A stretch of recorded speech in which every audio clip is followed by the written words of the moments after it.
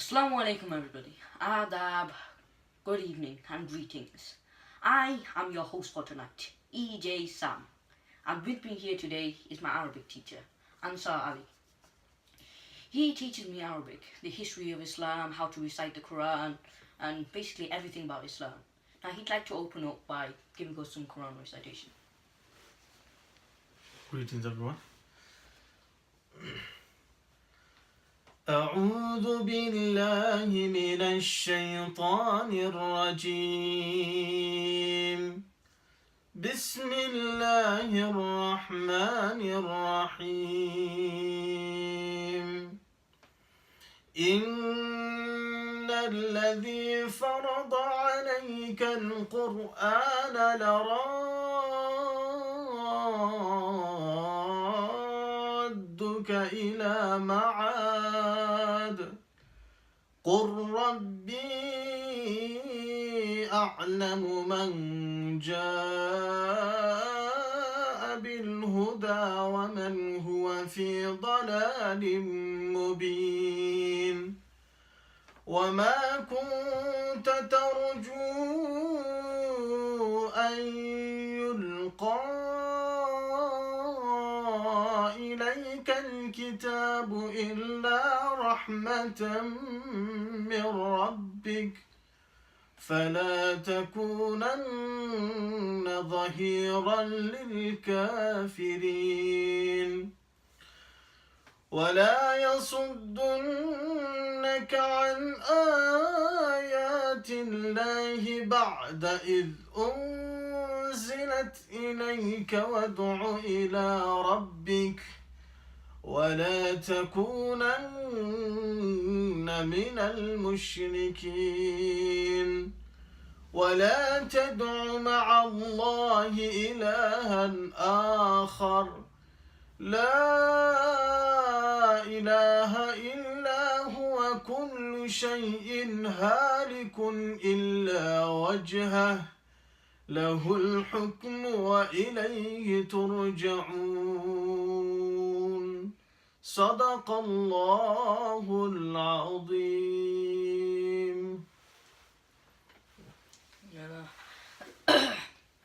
Now, fortunately, my instructor here didn't have much time with us, so he might have to leave, unfortunately.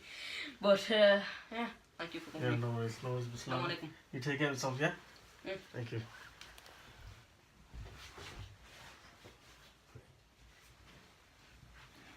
Right, now that... Hang on a second.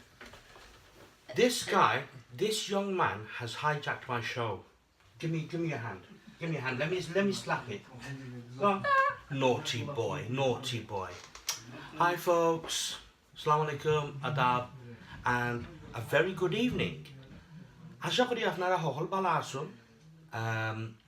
With me today, my co-host is Labib Rahman. He is, from my point of view, a very talented young man, and we're gonna learn a lot more about him, inshallah, during this program. So, Labib, tell us a bit about your passions whilst I start share the video stream. A bit of self-promotion. Yeah. So, ever since I was about 4, my dad bought me this DVD from the shop, and it was called Brian Cox's Wonders of the Universe.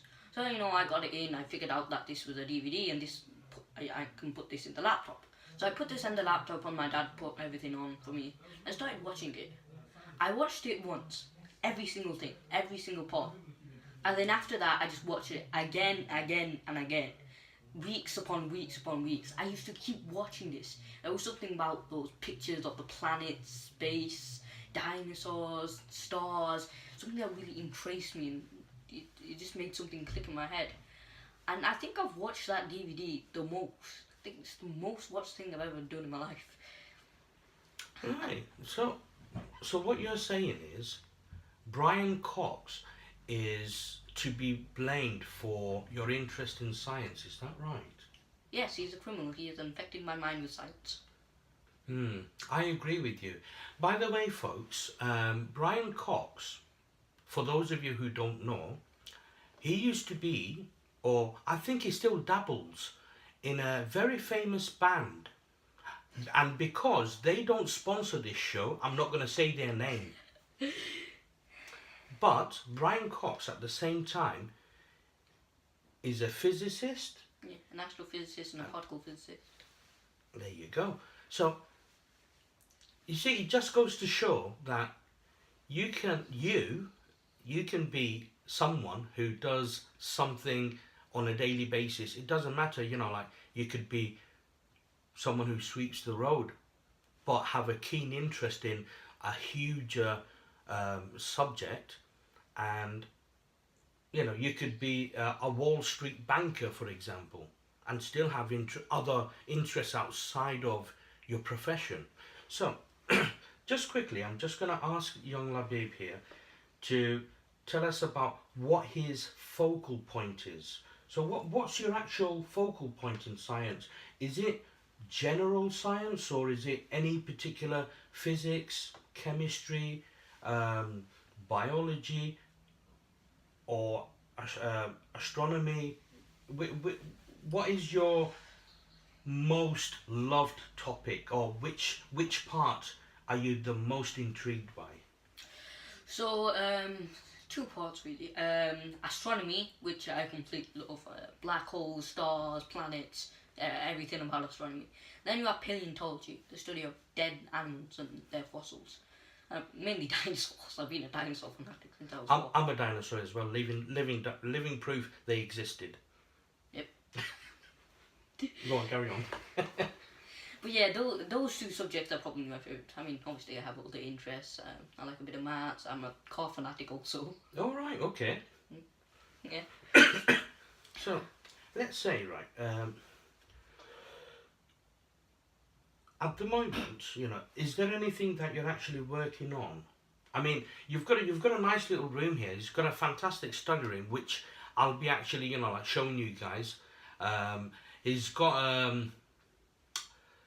quite a few items that, you know, I'm quite impressed by. He also is a keen artist as well, so you know, it's pretty good. And then he's got a nice little library as well, covering many different topics. So I'll briefly, you know, like sort of pan the camera around and show you guys. So Labib, you know, I'm just looking through, you know, like some of the comments, and thank you guys for watching. If you like it so far, bash the like button, share with everyone you know, everyone on your contact list. Share. The more love you show us, the more programs we can bring you in the future. So just quickly reading out a few messages. Abdulaziz, mashallah brother, got amazing voice. This was a beautiful gift from Allah sallallahu ta'ala. Listen, that's for answer. Yes, for answer. Answer, Yes. answer. All the way from America, Abu Sufyan is watching. Thank you, sir, for joining us. Thank you. Azizur Rahman, you know, is watching as well. Bilal Chaudhry is watching. Mohammed Mahmood is watching. You alright, Bats? Join Almiya is watching. Amra Chinese Bhai is watching. Assalamu alaikum wa alaikum salam. Chinese Bhai, you know, you know the number. The number is on the bottom of the screen there somewhere. Where is it? Oh, there it is. I'm patching it now. Yeah, the number's there. So if anyone has a science-related question, feel free to give us a bell, and young Labib is going to answer it. Don't expect me to answer it, you know. No. It's hard work, just breathing and, you know, like pretending that I'm not scared or nervous. That's a task and a half itself. Yes, I've also got a good friend of mine, Azad Mia. Assalamu alaikum, Azad Mia. You're watching as well. Good. Azad Bhai, you know, give us a bell on the number below. And, you know, if you have some science related questions for young Labib here, feel free to ask. You know, I'm sure he's keen and he's, you know, roaring to go. So Labib, what kind of questions do you get asked quite often? Well, normally science questions like what's the rain cycle, or what does this dinosaur do? Mainly science questions. Well, Okay. So, shall we say, let's pick one particular question and dissect it. Put it under a microscope. might as well Yeah. use this one. So it's got pop. There you go. Yeah, this. Literally this. speaking. Oh, he's got a better one. He's got a better one. There you go. So, Fancy. let's see. Oops, I'm trashing the place. Oh God! Oh no! Right. No, you're done. So, what Why is? don't you ask me the question? Why don't you dig into yourself, dig into your heart? What is in your heart that you'd love to ask? Okay, let's talk about paleontology. That's the science of No, fossils, dead animals. dead animals. So, tell us, like there were various different eras, time zones. So, can you tell us a bit about how many time zones, like from when humans are aware of life existed, Well, and roughly how much time between each zone? so we think life existed about 3.6 billion years ago, where the first cells came together and stuff. Okay. Now, if you're asking about the time between zones, as soon as one zone ends, which is mainly about a few 100 million years, and then a mass extinction happens, most of the creatures die out, about 70-80%, and then a new era starts, a new species of life, a new Okay. dominant species. Once we're on the on the context of mass extinction level events, actually it's extinction level event LE. What do you mean by that? Do dinosaurs start eating each other so much that they start putting weight on, and suddenly the food source is gone, or some other natural phenomenon? Well, by mass extinction, I mean most of the population of the Earth, from 70-80% of the population of the Earth wiped out, whether it's from volcanoes or asteroids, or as you say, people getting fat and eating each other, which Okay. is horrible. Well, it's the worst fate out of all of them. Okay. And it's mainly just natural phenomenon, killing out most of the species of the planet. Okay. Only around plus 70%. Around 70 to 80%, right. Although So- sometimes it gets to 90. True. There was one mass extinction level event that happened literally the last era, and that was caused by what? If you are talking about the dinosaurs, Yeah. basically we think it's a massive asteroid that hit down. So basically, dinosaurs are eating each other, doing whatever, and then we have this asteroid coming out from outer space. Now it's coming closer and closer, although the dinosaurs don't notice because they're probably got their heads stuck in a bowl of mud. Yeah. I mean, all they're thinking about is where they're going to get the next bite of grass from. Yep. Okay, fair enough. Yeah. So the asteroid's coming in, and then it starts picking up speed because it's getting captured in Earth's gravitational field. Yeah. It goes in and in faster and faster, to the point where you can actually see it in the sky like a big burning ball of rock. Okay. And that burning ball of rock is a few miles long. Now that doesn't sound like much. When you think of a few mile long thing smashing into what now is Mexico, Yes. and blasting a whole load of debris into the air, which is thousands of degrees Celsius and burning. Yeah. Yes, then you can think why this is a very painful and bad event. So the asteroid hits with enough force to send tsunamis all across the surrounding area, from Africa to North America, South America, even some parts of Europe as well. Yeah. Massive firestorms caused because of all the falling 1,000 degrees Celsius debris. It starts massive wildfires, which causes havoc around the dinosaurs. And then obviously you have your tsunamis sloshing down. Yeah. That's not the right word, but okay. Yeah. We know what you mean. It's a Okay. scientific term. Very scientific, sloshing. Sloshing. Sloshing, I'm going to add that to my vocabulary. Sloshing. yes. And then that's wiping out dinosaurs left, right and centre. And then also because all of that debris that's been impacted by the asteroid sent up into, the atmosphere, over the next few weeks, that's going to be blocking out the whole of the sun. And then you're going to get, well, ice age temperatures. Everything's going to start freezing round, you're going to start dying, lack of food, all the big dinosaurs are going to start dying out because they can't find enough food to supply themselves. And then the whole ecosystem starts breaking down. First you have the big plant eaters because all the grass is dying out, freezing or burning. Then those big plant-eating dinosaurs are dying. Then those big meat-eating dinosaurs are dying. Because of the herbivores are dying out. Yeah. Then they have nothing to eat, so they're dying out. And then obviously it goes down to a point where, well, almost all life is wiped out because they can't. It's either through the impact or the cause of the impact or due to lack of food source. Yes. Right. Just quickly want to, sort of rewind back as to why, when you said, as the asteroid impacted Earth, it obviously it was accelerated by the pull of gravity. Yeah. Because we've got the moon, which is on our orbit. It's got its own orbit around Earth, so that's got a gravitational pull. Earth itself has a gravitational pull. So and the asteroid itself is accelerating a few thousand miles per hour already. So essentially, what Labib's trying to say is, it's like, I'm just trying to find a good enough example. On Earth, the laws of gravity applies everywhere, no matter at what height. So essentially, your escape velocity,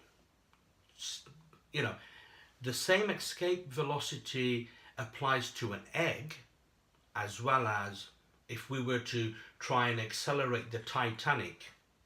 It's the same force. So it doesn't matter about the size. It's the speed and the gravitational pull, which is a constant. However, if something comes out from outside, first of all, it has to tackle the atmosphere, because the atmosphere actually sort of slows it down to a certain point. Most small asteroids that you see coming out just they burn just the burn atmosphere. off. You're right. Okay. So still, the acceleration from space is reduced roughly about 20% due to the drag of the atmosphere, but the remaining 80%, and the asteroid, surprisingly, was about 1.4 kilometers wide, which is roughly about a mile wide, which struck Earth, and it landed in Mexico. Yeah, I'm just trying to remember what the area was called. It's called the Gulf of Mexico, I think. Yeah, fair enough. It's good to have a young mind, to correct you. And to this day, you can actually go and visit that crater. Now, when Labib was when you were talking about when you were talking about when it actually hit Earth, it was almost like a billion Hiroshima bombs going off at the same time on one focal point, which actually sort of kicked up a lot of dust and rock particles, and by doing so, the atmosphere actually has air, and the air actually contains dense particles, which also makes it humid, and the humidity traps specks of dust, and because of that we ended up having acid rain as well. Yes. And due to the clouds forming, due to the dust mixed with the air, it created a darker layer. Yes, basically all of the dust has been catapulted up past the stratosphere, all to where the clouds are. That's blocking out the sun, then you're freezing to death. And it's so, just to sort of elaborate slightly on that, the herbivores died. The ones that survived the impact, the herbivores died simply because of lack of photosynthesis in the plants. So the plants couldn't get energy from sunlight, in turn, which meant they couldn't power themselves, and they started dying out. And once food got scarce, they started dying out. And the carnivores, good old Mr. T-Rex, short-handed guy, that guy started to die off. Am I right? Yes. Okay. So it wasn't just a scene from a movie that I can remember. Fair enough. Labib, we've got quite a few people actually watching, and we've got a nice question from a sister. Sister Lutfa Khatun is asking, Labs, how is a Hey, star look. formed? Hey. Oh, he knows it. All right, go on. So she's asking, Labs, how is a star formed? So basically, you have a huge cloud of dust, hydrogen, helium, all of that stuff. Now these are massive clouds of dust, size of our sun, bigger. Just put that away because sometimes you can get a bit passionate.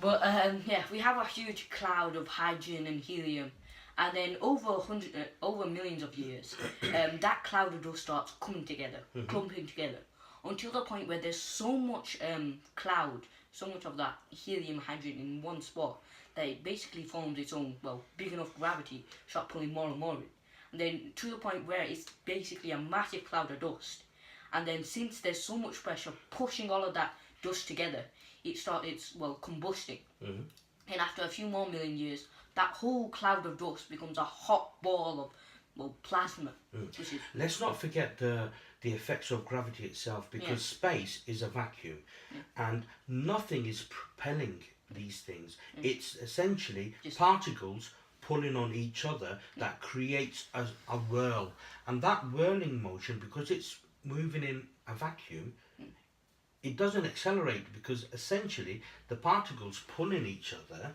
is maintaining their own momentum, whereas the mass you were saying creates the heat and gravitational pull of its own. So essentially once it starts forming, it pulls all the others in. Come on, join in the party. In you come, bring your own drinks, come on. Is that what it is? Yeah, pretty much. Okay. Although they don't start in the world. Yeah, the layman's terms. It's the whole thing, general relativity, space time. I won't get into that. What does Doctor Who say? A spacey wacy thing, or a wibbly wobbly? The fabric of space time. It's elaborate. It's cool. It's not. It's horrible. It's complicated. I hate it. All right, but okay. it works. Right. Okay. No worries. So I hope, Lutfa Khatun, you're... Well, I'm not done. Oh, it's not done. It's not done. Yes, yeah, but all that mass starts self-combusting together. And then that star, basically, you have your hydrogen atoms, which, were used to create the stars. The star starts smashing them together because all the mass is pulling each other together, and then quantum tunneling and all that random stuff that I don't want to get into. Which is called fusion. Yeah, fusion. But then there's quantum tunneling, which is another thing. Yeah, no. No. Let's go away from it. Yeah. Keep it simple. Yeah, the fusion of the hydrogen atoms, basically they smash themselves together at enormous speeds. I won't do that because I'm going to wake up people over Okay. there. Fair enough. Yeah. Fair enough. But those hydrogen atoms smash together, and because of the energy, the protons and the neutrons, which are basically like the building blocks of those, hydrogen, smash together and make another atom called helium, an element. And that helium, that process of making helium and other elements, which is called fusion, releases a massive amount of energy, which basically fuels a star, so it can do more and more. And that basically keeps the star alive. Now our sun formed like this, and average stars like the sun can live about 10 billion years, maybe a bit more. Yeah. Our sun's actually on the way out, isn't it? Yeah, so it's about 5 billion years old. Yeah. So it's still got a few billion years till it goes to about 3.5 billion to go. We won't be around for that, so No, don't worry about it. No. It's all right. Yeah. Yes, and then the sun will puff up into a giant and then slowly decay away. It's going to become a dwarf star. White dwarf, yes. Even though the sound dwarf means small, the gravitational pull is immense. It'll literally rip anything apart as soon as it comes. And what happens to one of these stars at the end of its life cycle? So basically you have your white dwarf or your neutron star, depending on the size of the star. And that white dwarf is really dense. You know, as you said, you had immense gravitational pull. Let's use an example. Are we going to play? Can we actually play around with this? You can move it around and stuff. Yeah, I mean, Labib's got a scaled down version of our solar system. And This- honorarium. Yeah. What, sorry? Honorarium. Yeah, what he said. Yeah. This, I mean, the sun is like missing half of itself, but it's probably used as an M&M's bowl or something. I don't know. M&M bowl. That's I don't know. I'm just guessing. I'm ad-libbing here. Help me out. You know. So if we were to imagine this, let's imagine this as the sun as it is. Okay. Yeah. And a dwarf star is this little one here. So essentially what happens, the mass or the actual area of this turns into this. So under normal terms, we would think, well, if something is this big turns into that, it probably isn't as heavy. So if we were to put it on simpler terms, you know, we can imagine, you know, like how many people have gone bowling? I have. Have you? yeah, a bit. Yeah. So let's imagine, right? A bowling ball is the sun as it is, or a normal star, and a dwarf star would be a marble. Now, to pick up a marble, we don't need to exert much energy, much strength. But to pick up a bowling ball, it takes quite a bit of muscle. You know, it takes a bit of effort. Now imagine the weight of the bowling ball transferred into the marble. That is what we call density. Is that right? Yes, it is. It's basically a big object. No, yeah. Okay. So, just finishing off that topic. Yeah. Once a star dies, what happens? So once a star dies, you have your white dwarf or your neutron star. We'll stick with white dwarf now. For Okay. sake of simplicity. Yeah. Well, let's call it white dwarf rather than a neutron. Yeah. Well, Yeah. those are different.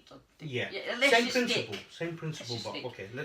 Right. So a white dwarf, obviously, it has a limited amount of fuel. The white dwarf's core is mainly made out of iron, and it has a little bit of hydrogen left, so it's just fusing that together. Now, since the white dwarf's so small, it doesn't have to use much energy to keep itself alive. So that white dwarf can live for billions upon billions of years. Yeah. Tens, 20s, hundreds of billions of years even, for some white dwarfs. And then those white dwarfs slowly burn, and then they just keep fading away. And then at the end of their lifespan, they've just burnt out. They just become nothingness. They fade away. The gravity pulls them together. Yeah. They just shed all their. The other thing that you know also can happen, and quite often does happen, is sometimes they actually are the cause of black holes. They are like in space. So imagine if we were looking out into space and we see a lot of dark spots, as in bits of space that don't have any stars. Now, you know, those places are more likely to have black holes or micro black holes. Now, don't get confused, folks.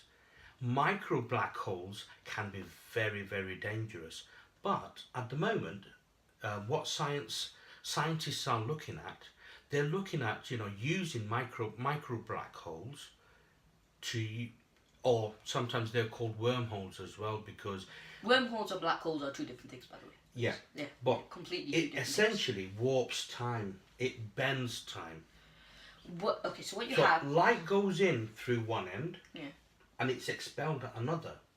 No, that is a wormhole or a white dwarf, or a white hole. Those are different things. Okay, I've been corrected. Well, hopefully. We have definitely strayed from the topic a bit. Yeah. Okay. Oops.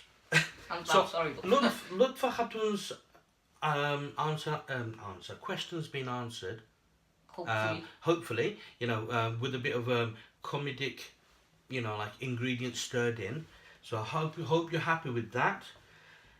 Let's If see you're not now. annoying me on my phone. We've got Abdul Muqtadir watching, Rupan Chaudhary, Muhammad Saim is watching, Gulshad Mia is watching, Oh, Khabir Bond is watching, Jackson Mia is watching, salam to all of you guys, and thank you for joining us. And guys, please, you know, like the video, share the video, allow, you know, give everyone else a chance to watch this video. The more love we get, the more programs we make. Right, okay. Jackson Mir says, I also want to know Labib's answer to about the Earth. Is it flat or round? Okay. So let's say the Earth was flat. Okay. Firstly, if the Earth was flat, say if you looked out from the top of a mountain, you know when you look out the top of the mountain, the Earth seems like it slightly curves. Now that is, well, first inclination of, well, the Earth's curvature. If you stood on top of Mount Everest, you look straight ahead, you'd see the Earth curve. Now, the Earth is round. Sorry, flat earthers, well, I have to end your party there. Yes. I thought the Earth was round as well, flat as well. I'm disappointed now. Sorry, carry on. Right. So let's say, right, we're going to take his word for it, okay? You know, because he's you know, he's a brainiac. But I just wanted to add something in it. If the world was flat, that would mean we would have different gravitational pulls at different points. So if someone were to play, I don't know, badminton Tennis. at the edge of the flat Earth, what would happen? I mean, they could probably, you know, like hit the bat, the cork, the shuttlecock, go home, cook their meals, eat, go to bed, wake up, do their daily business, go to work, come back, and in the evening they can go to the same spot again and wait, and right about then it's going to come. So essentially what's going to happen is gravity is going to be different at the edge than it is in the middle. Yes. And why is that? So firstly, your most of the gravity is caused by, well, you know, mass forming a little. Yeah. I won't get into that actually. Okay. But yes, at the edge, you're farther away from basically the middle of the Earth, where, well, most of the gravity is being concentrated. So the farther away you are from gravity, obviously the weaker it's going to get. So if you knock that ball real hard, it's going to take a long time to come down, because gravity has, well, it's weak. It's going to take a long time and a lot of force, a lot of time for that gravity to pull that ball down. And most of the time the ball will just, well, it'll probably hit something and fall down anyway, because gravity would probably be too weak. I think it's going to also, you know, like wreak havoc on tides as well, isn't it? Yes, definitely. You know, seasons wouldn't exist. No, since, well, the Earth's not rotating around. So essentially, if the world was flat, something like this, and the moon were to go around from, in the middle it's fine, you know, it'll move the tides from one end to the other. But as soon as it comes to the edge, all the water's going to run off the edge, won't it? Yeah, it'll get pulled by the moon's gravity, since the moon is close enough. And the moon's going to turn into Earth. Yep. We're going to travel to the moon. So if you want to swim, you'll have to travel to the moon. So I'm sorry to disappoint you, Jackson. The world isn't flat, mate. Sorry. Bilal, we've got Bilal Chaudhry here. Just a quick question. If you can answer what? Lillington, but a majority hardcore. I can't even see.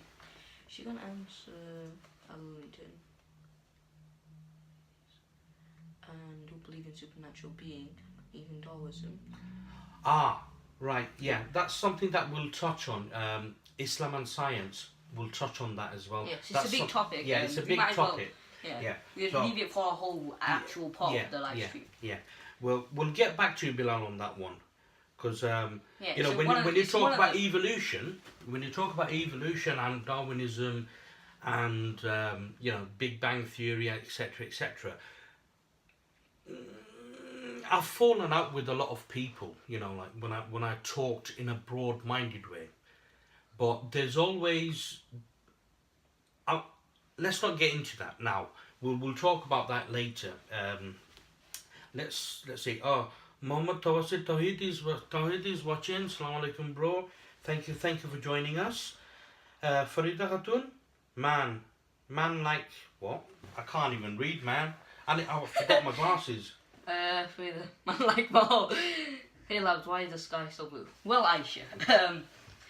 Well, why is the sky blue? So, And firstly, who asked that question? Aisha Khatun. Okay. Aisha. Aisha Khatun asked, why is the sky blue? That is a good question. Why couldn't it be orange or yellow? Okay. So in our sky we have our air, we have our oxygen, we have our nitrogen, and we have a bunch of other random stuff that we've probably farted out there. Okay, fair enough. But yeah. But we have that, and then when the sun shines light, we all think light isn't made out of white.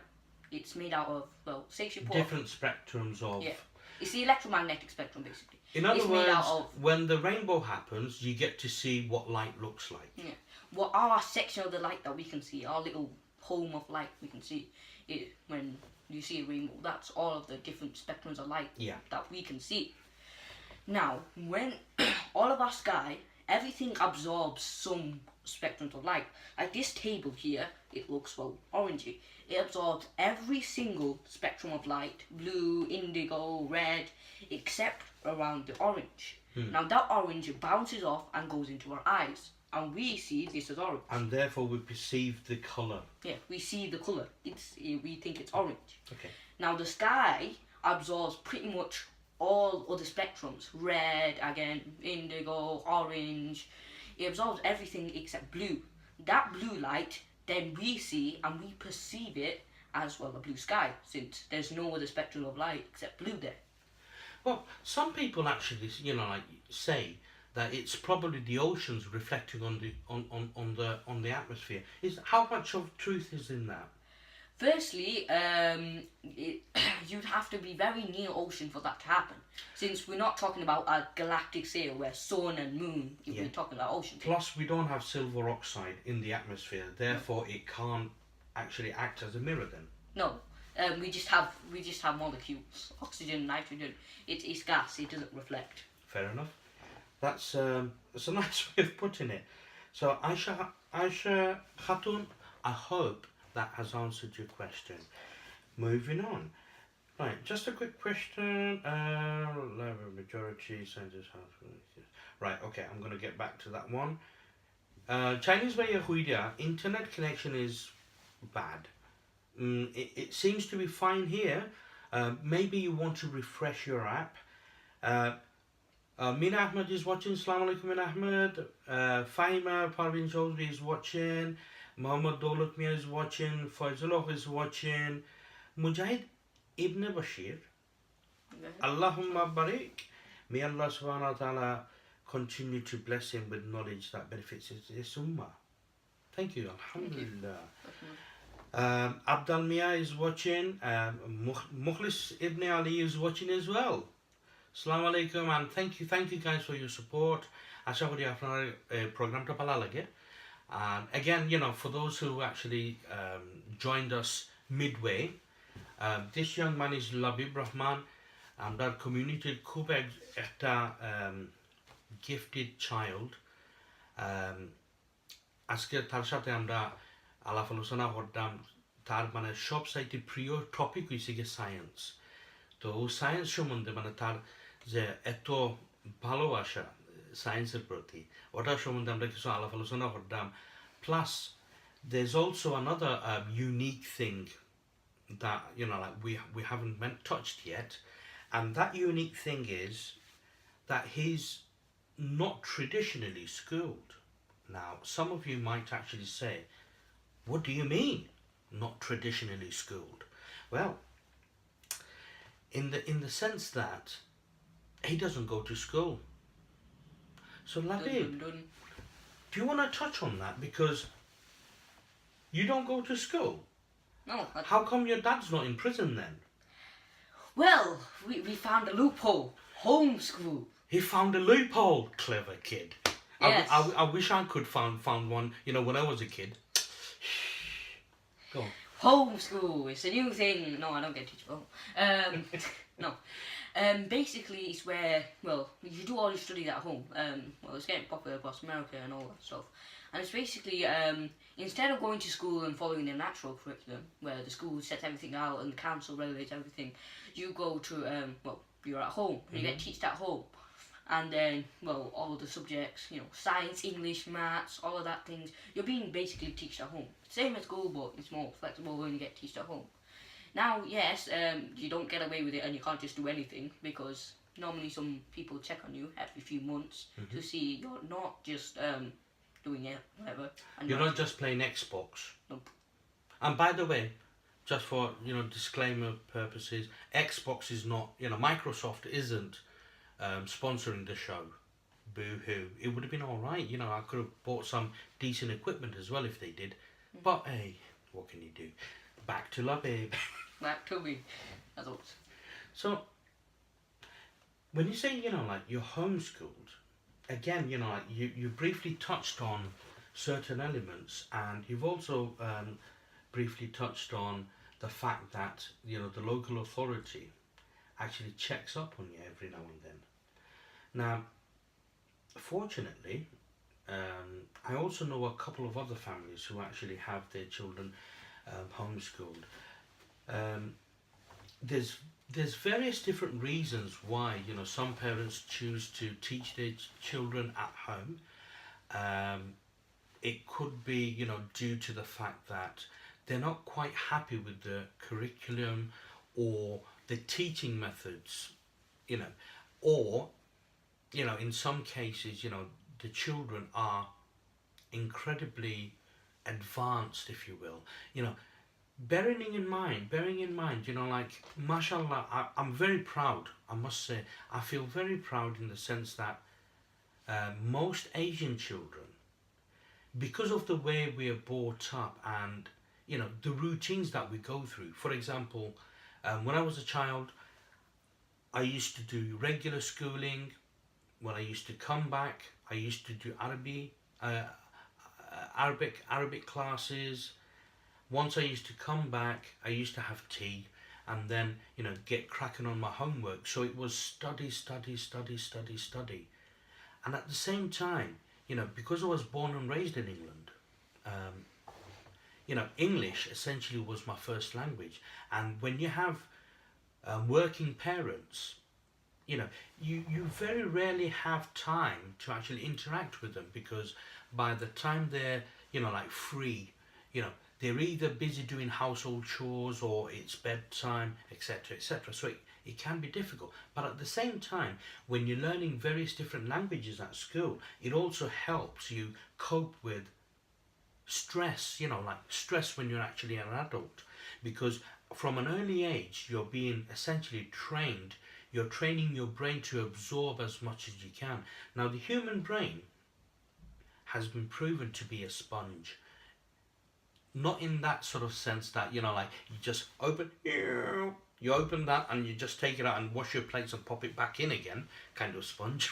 But what I essentially mean is it absorbs information, whether it's visual, audio, or, you know, like, hands-on skill, you know, like, more sensory, etc., etc. Touch, smell. Yeah, like you said, yeah, there's always a smart one around, isn't there? But essentially what happens is, once someone gets used to that sort of routine, the mind doesn't get stressed as such. It doesn't think that it's too much. So that's another thing, you know, some kids can actually hack it. Some kids can actually deal with it, and therefore homeschooling is far more efficient in those cases, because rather than staying at a certain stage, key stage, they can advance far beyond what the government says they need to be at. So, for example, you know, if someone is at stage 5, for example, they can advance to 7 or 8 according to them completing that mandatory curriculum. So, again, going back to Labib, you know, I talk too much at times. Going back to you, Labib. So what subjects do you study, and how do you go about it? Is it just books? Is it self-study, or do your parents help? Do you have private tuition? Give us the lowdown. Right, so I used to have a few private tutors that used to help me with academics subjects, English, science, maths. Which do you prefer? This one or that one? I prefer. Why are you pointing at him? I don't know. I'm just sort of, like, da-da, or da-da. Which one? Have you having been too much? So I'll take a Fanta. Okay. It's time to, sort of wet the taste buds and, the auditory system. Refresh. Just give me the drink. All right. Okay. So you were saying? I was saying. Before I rudely interrupted. Yes, very.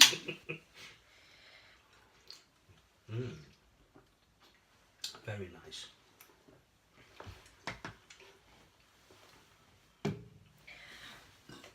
Right, what was I saying? About your homeschooling and how you go about it. So yeah, I used to have a few private tutors that used to help me with academic subjects, English, science, maths. Now unfortunately, well, one's gone, he's busy, and then the other one's gone to become a professor. Which Really? Is, yes, at Manchester University. Wow. Oh, okay. Yeah, pretty good. Gave me a dog. Do you want to mention his name? Probably he'll if he's not watching now, probably watch it at a later time. He'll feel proud of himself. Well, James, if you are watching, I am talking about you. Right. If anyone knows James, tag him on the video, will you? And James, if you're watching, hit a like. Yeah. Also, I used to have a private tutor called Coyus as well. Yeah, he's unfortunately busy as well. His what? Sorry. Coyus. Coyus. I think you might know him. Probably will do. So tell us about Coyus. What subjects did he cover? Same. Yeah, Coyus was, first round he used to teach me English, science, maths, and then fortunately he had to go places and then he couldn't teach me anymore. So then James came along, English, science, maths, and then he went for his PhDs, become a professor. Wow. And then, yeah. So Coyus, if you're watching, same applies to you. Hit the like button, mate. Right, so, your dad... Oh, sorry, you've got more. Yes, I've got more. I'm not done. Me and him would actually, we could talk for England, can't we? Put it there. Okay, so go on. Yeah, and then other than that, obviously that's my academic side of things. And now since I don't have any more private tutors, I have to go around. I have a bunch of books over here, and then my dad sets me homework. I go through books, the internet, search up things. So your dad actually helps with Yeah, he just basically sets me goals. I complete them. Mashallah. Then I enjoy the rest of my life. I take it that makes you a regular customer at our local library. No, I buy all of these books. Yeah, he's not a cheapskate. He buys his stuff. Okay, fair enough. Later on, we're going to have a quick look around, on his knowledge base. Look at. It's got a very good range of books, actually. When I walked in, I thought, okay, it's interesting reading, quite factual, theoretical, and really impressive. I'll show you guys later on. So let's say, where's your dad today? I think he's in a room somewhere. He's in the mansion somewhere. Yeah. Okay. Hopefully, let's see if we can, sort of drag him out at some point. Are we expecting any guests today? It depends. We might have a couple guests. It depends. Obviously, some of them are at work. Okay. And then it depends. If they come back at a time that we're still live streaming, then we might have a couple guests. If not, then if not. Well, the show's to ourselves then. Yeah, show's to ourselves. Yeah. Well, in that case, I'm going to start sipping just in case I need to share my can with them. Yeah. Good idea. Good. I'm doing the same, except I'm not going to let anyone in my car. My can's my car. So we've got quite a few viewers watching. Thank you guys for your support, and thank you for watching. And guys, you know, if you have any burning questions, Please feel free to yeah, ask. feel free to ask. I'm just gonna have a quick chat about. Earlier on we talked about fusion. There's fission energy and fusion energy. Labib, have you heard of fission? So fission is basically where you take a neutron or a proton and you get an atom, mainly uranium, plutonium, whatever, basically some radioactive element, and you smash that neutron into, well, the uranium. That uranium splits apart, and then because it splits apart, it's going to release more neutrons, which hit all the particles that have split apart, and then it goes on and on and on. Yeah. No, I'm not taking it. I'm just, you know, I can see the passion in you. I'm just, you know, preventing a spill.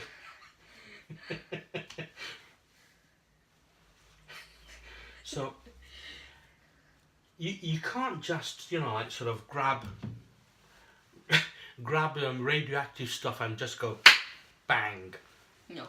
You have to put it in a kind of an accelerator. Yeah. So you have to have firstly the uranium atom or plutonium, whatever, rhodium, well, whatever goes. Yeah. Rhodium, plutonium. Yeah. And then you take your neutron and you have to accelerate this at a big speed, a very big speed, and then Roughly about a quarter of the speed of light.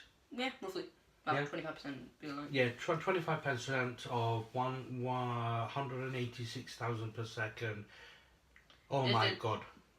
300. Well, yeah, 3 million kilometers per second. yeah, that kind of, no, 330.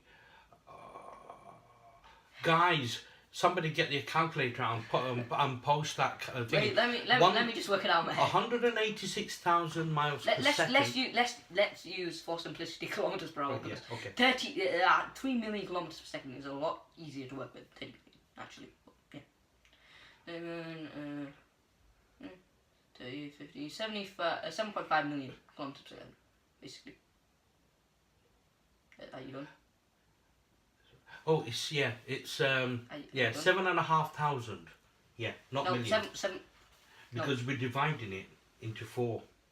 No, we talking about 30 million kilometers. Hang on. 7.5 million kilometers, please. Let's leave. Yeah, let's leave it at that. You know, I can't be bothered getting my calculator out. Why do I actually put myself into these problems? Oh dear. Right. So essentially, you know, we're going roughly the speed of light, a quarter of the speed of light, and by doing so, we're actually accelerating atoms, and we're basically smashing them. Well, that is fusion. Yeah, that's fusion. Okay. Okay. Yeah, smashing atoms together is fusion. Okay. What you do with fission, you take a radioactive element, such as uranium, and you take a neutron, which is a particle, a building block of an atom, and you accelerate that neutron to like quarter the speed of light, and you smash that neutron onto, well, the uranium atom. Yeah. That uranium, because of the force of that neutron, that breaks the uranium atom apart. Then more neutrons fall, and then more neutrons hit the broken parts, and those make more broken parts, more neutrons hit and hit and hit. And then that releases a lot of energy. And that's what's happening at the CERN laboratory. They're trying... Ish. Yeah. They're not there yet. So... No, they are. The nuclear bomb, an atom. Yeah. But what... For the purpose of energy, they're not there yet. Now, you've covered the topic about fission. Fusion... is a word that we commonly use, you know, fusion. We do. Yeah, we do. Like, I don't know, let's say, you know, where I work, you know, we do fusion food, as in mixed food. So we mix Indian food with Italian, food with... That's better. So fusion essentially means mixing. Now, let's stay to the meaning of that word and talk about the process of fusion and what it does. So basically, you have your atoms, and then again, you accelerate them to quarter the speed of light, and then you smash them together. That smashing together, so you should take 2 hydrogen atoms. You smash. I'm just gonna put it there. It's getting a bit, like risky. Let's cover this. Yeah, let's cover it. I know. Yeah. Right, we take our 2 hydrogen atoms and we smash them together. Those 2 hydrogen atoms smash together and make, well, another tier higher of element, helium. Yep. And then because of that smashing together, that releases a lot of energy, and well, we use that energy. And That's what powers the sun. that's essentially solar radiation. No. No? No. Okay, what's solar radiation then? Solar radiation is basically Comes from the sun. Yeah, it comes from the sun. Alright. But it's a result of fusion. Yeah, it's basically radiation is essentially a form of light. yeah, somewhat. Yeah, Yeah. thermal radiation, gamma radiation. Yeah, electromagnetic radiation is a form of light. Then you have other types of radiation. Like what's it called? Ionizing radiation, nuclear radiation. What's it called? Something borealis? I can't remember what it's called. Aurora borealis. That's the one. Yeah, Smarty that's pants. basically all of the high energy particles from the sun, emitted from the sun. Hitting the... Here is hitting the top of the atmosphere, and that is basically At the ionizing magnetic the poles. particles. Yeah, it's basically ionizing the particles up there, which make them glow. Yeah. And then we see that glow. Beautiful. So, that's sorted. Now, do you know what kind of technology we're looking at? Like when people talk about powering certain things with hydrogen or hydrogen generator, or let's say a simple thing like a hydrogen car, for example, because certain companies have actually come up with cars that are powered by hydrogen. So how does that work? Does that mean it's got a fusion engine? So not exactly, no. Like how you can firstly you can use hydrogen as like a gas. So like you have your engine block with your pistons, your cylinders. Yeah. Then you have your intake, your outtake valves, your exhaust valve. Then normal air squirted in, gas squirted in. Then piston goes up, compresses, and then goes down. Or what about the battery method? So if we were to use hydrogen as a fuel, and it's actually doing what we call electrolysis, and transferring power to a battery, and then that battery in terms powers a motor which turns the wheel, rather than having as in a normal, as in our normal engine block. So which do you think is more efficient? Well, first, if you're looking for on-demand power, like you got a massive V12, you want to rev a Lambo in a drag race, yes, you'd go for. Okay. No, I'm impressed. Go on. Yeah, you'd want to use the hydrogen, since you got an on-demand power. You just got that power right there. You can put the push the gas down, get the rev limiters or whatever. But if you want to go for more miles per gallon status, and you want to just get a car that can take you around places, you'd rather use the hydrogen so it can store in a battery. So you actually have that power. Well, you can turn the car off and you don't have to use more fuel. The battery's just there. So it's more efficient that way then, isn't it? It's more efficient. And it doesn't end up spewing any harmful gases, because essentially, I haven't seen one of these cars, but theoretically I would imagine, the end result would be water. Yeah, but then you have, you can essentially drink what comes out as a result. Yeah, I mean, yeah. It's oxygen and hydrogen. Yeah, it's just oxygen and hydrogen. But any harmful gases, if there would be any, would be you have your catalytic converter, so that will just. That will do most. That will do oxidization, and you have your platinum and rhodium and stuff like that, which. I'm impressed with this lad. I need to bring him on the show more often. As a matter of fact, on my off days, let him run the show. Damn, he's good. Right, okay. We've got another question from Chinese Mike. Okay. He's known as Chinese Bay because his name comes up in Chinese and none of us can read it. Okay. Which is the fastest rotating planet in our solar system? And at what speed is it rotating at? Ooh, you have got me stuck there. Well, the fastest rotating planet. Now, Chinese Bay, to be fair, I would need you to rephrase that question, because if we take the question at face value, we'd have to say the closest planet to the sun would be the fastest, because it will have essentially the smallest orbit, therefore smallest time to rotate around it. Plus, it's going to rotate on its own axis as well because of gravity. So, the question that you need to really ask is, just to clarify, what's the fastest rotating planet relative to its size? Relative to its size and position in the solar system. But we're going to have a go anyway. So, Labib, what is the fastest rotating planet on its own axis?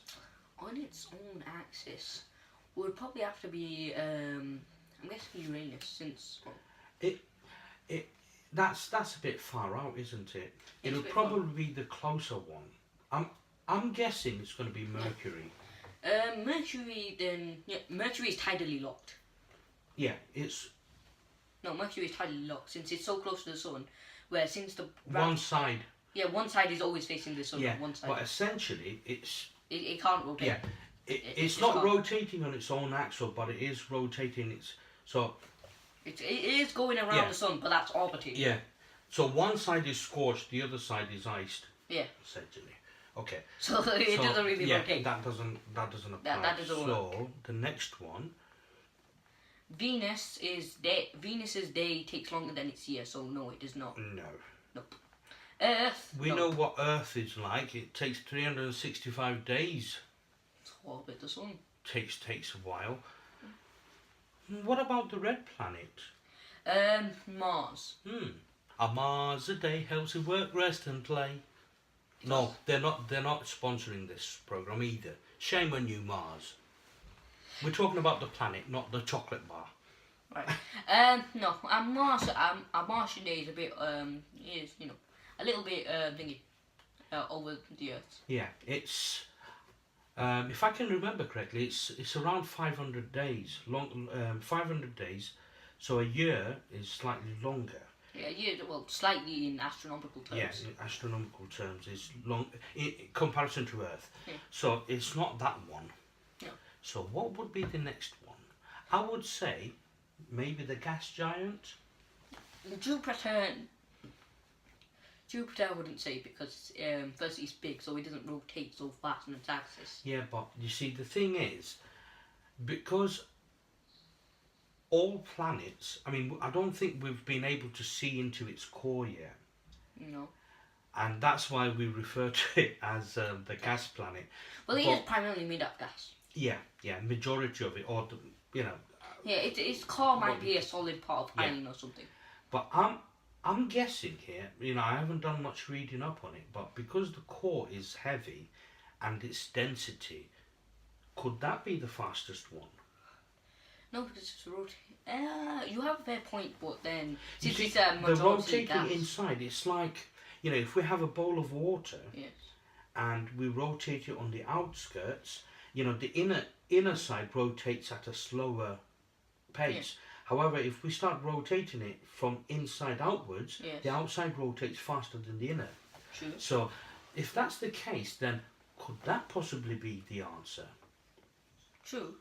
But then wouldn't the planet with less gas to rotate on the outside be faster? That is also a point. So, Saturn, Saturn, how many moons does Saturn have? I forgot. It's around... Is it 11? No, it's below 60. About 50... Yeah, it's around 60. 60? Yeah. Shame on me. I must have, I called in a sickie on that day.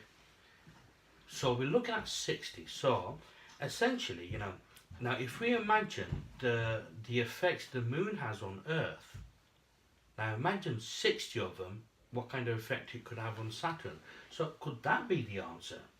No, because then the moons would have to be rotating on the same way. Some moons rotate On their own? yeah, on their own axis, and secondly, they're in different places. They're going to be pulling the Saturn apart if that was the case. Okay. So now we move on to, is it Neptune? Nope, you mean it's Neptune. Alright, okay. Yeah, we ruled that one out in the beginning. What? We ruled that out in the beginning, didn't we? You ruled Uranus out. Because we said, yeah, it's far out. And because it's... Oh,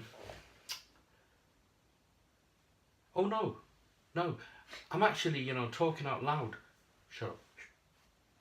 Yeah, go on. Uranus. So, what do you think about that one? Firstly, well, Uranus is a weird one. Its orbit, well, it rotates this way instead of normally this way. So that one is a weird one. Which leads me to the inclination that it might rotate a lot faster. Because of the opposing forces? Yes. Well, not because of the opposing forces, because of the, well, it's a weird axis. Mm-hmm. Well, it'd have a faster time rotating.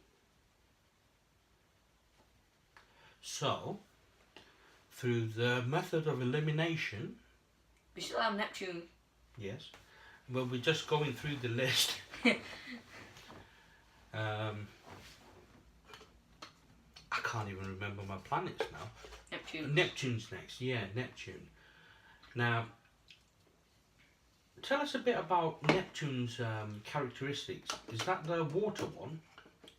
No. The icy water? Neptune and Uranus are classed as ice giants. Well, they might have water on it, or they might not. They might just have frozen, like they have ammonia, all that stuff. All bad, that's very bad stuff.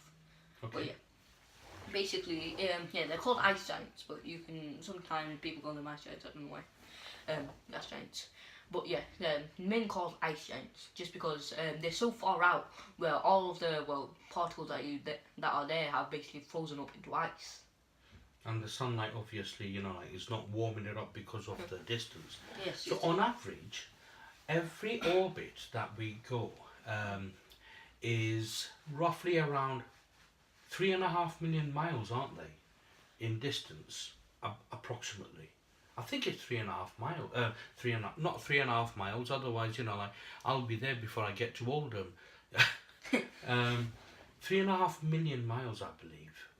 No, No, is more it than a bit that. more? Yeah, a bit more. 6? No, probably in the tens of millions range.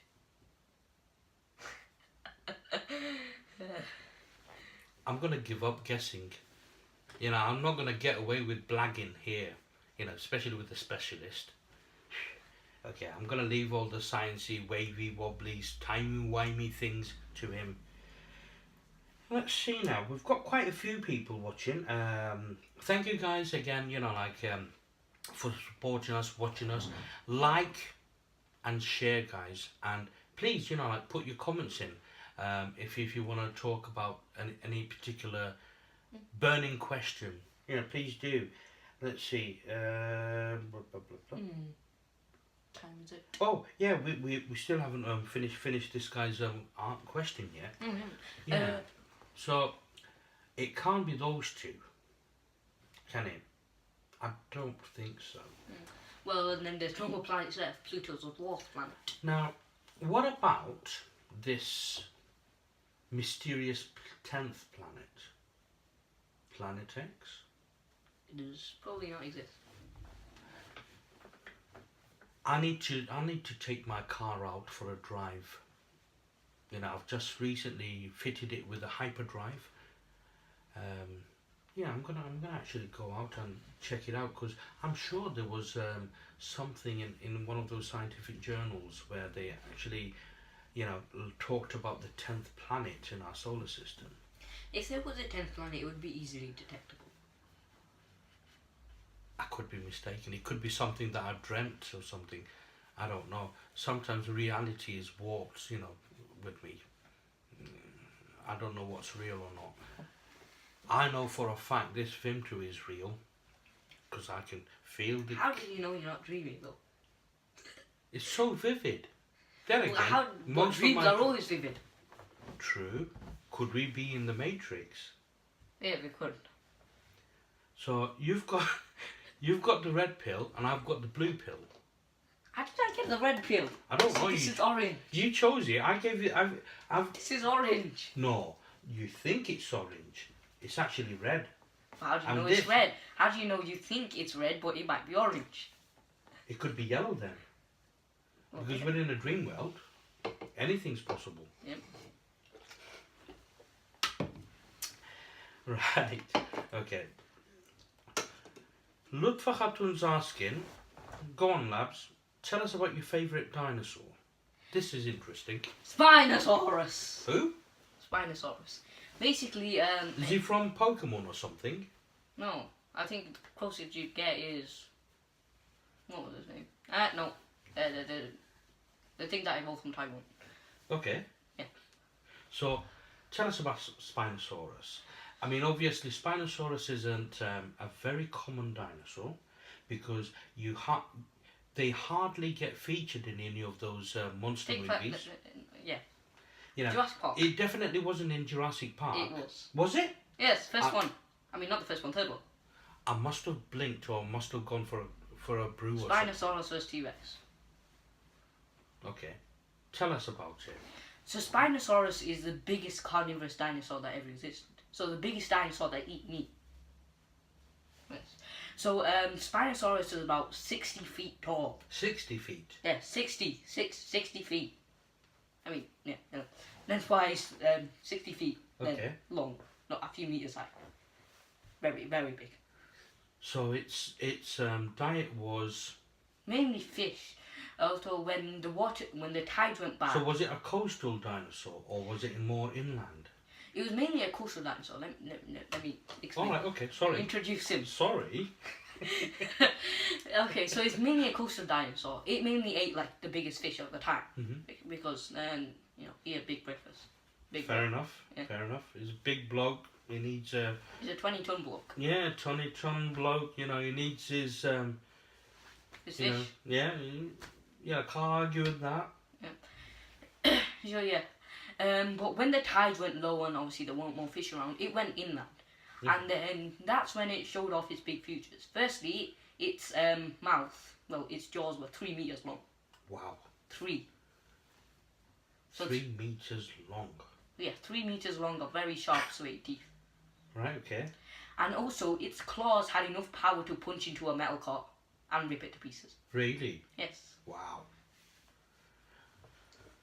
So yeah, with its claws and also with its powerful feet, which could also do the same, except obliterate the metal car and blow it up, since it's 20 tons. Wow. Yeah, it made a formidable predator. Since it was the biggest at the time, it also had that advantage of firstly speed and size. Firstly, it was intimidating to go against, and then even the biggest predators at the time, they would have a very bad time. Since, massive claws, massive jaws, massive teeth, everything. No like that. competition, essentially. Yeah, you used to have one dinosaur that might compete with it, which was Carcharodontosaurus. Carcharodontosaurus is a bit bigger than T-Rex, but yes. So are we talking pre-T-Rex or during? Pre-T-Rex. I would imagine so. Yeah, 90 million years. Yeah, pre-T-Rex. Pre-T-Rex. Because essentially, as evolution, again, I don't want to touch evolution versus, religion, but essentially, the rules of evolution is that every generation there's a small mutation, and that mutation is due to just the genes. the habits. It's more adapting to Yeah, the habits. So, for example, let's say the bigger dinosaurs started to become smaller because practicality, because of food, their calorific intake, the praise that they could get, and other competing predators. So through generations, these genes were improved upon. Or sometimes worsened upon. Or worsened upon. Like, for example, let's use a classic example, a sloth, which is like me. very slow. Going back to the dinosaurs. So you were saying what was the fella you were talking about?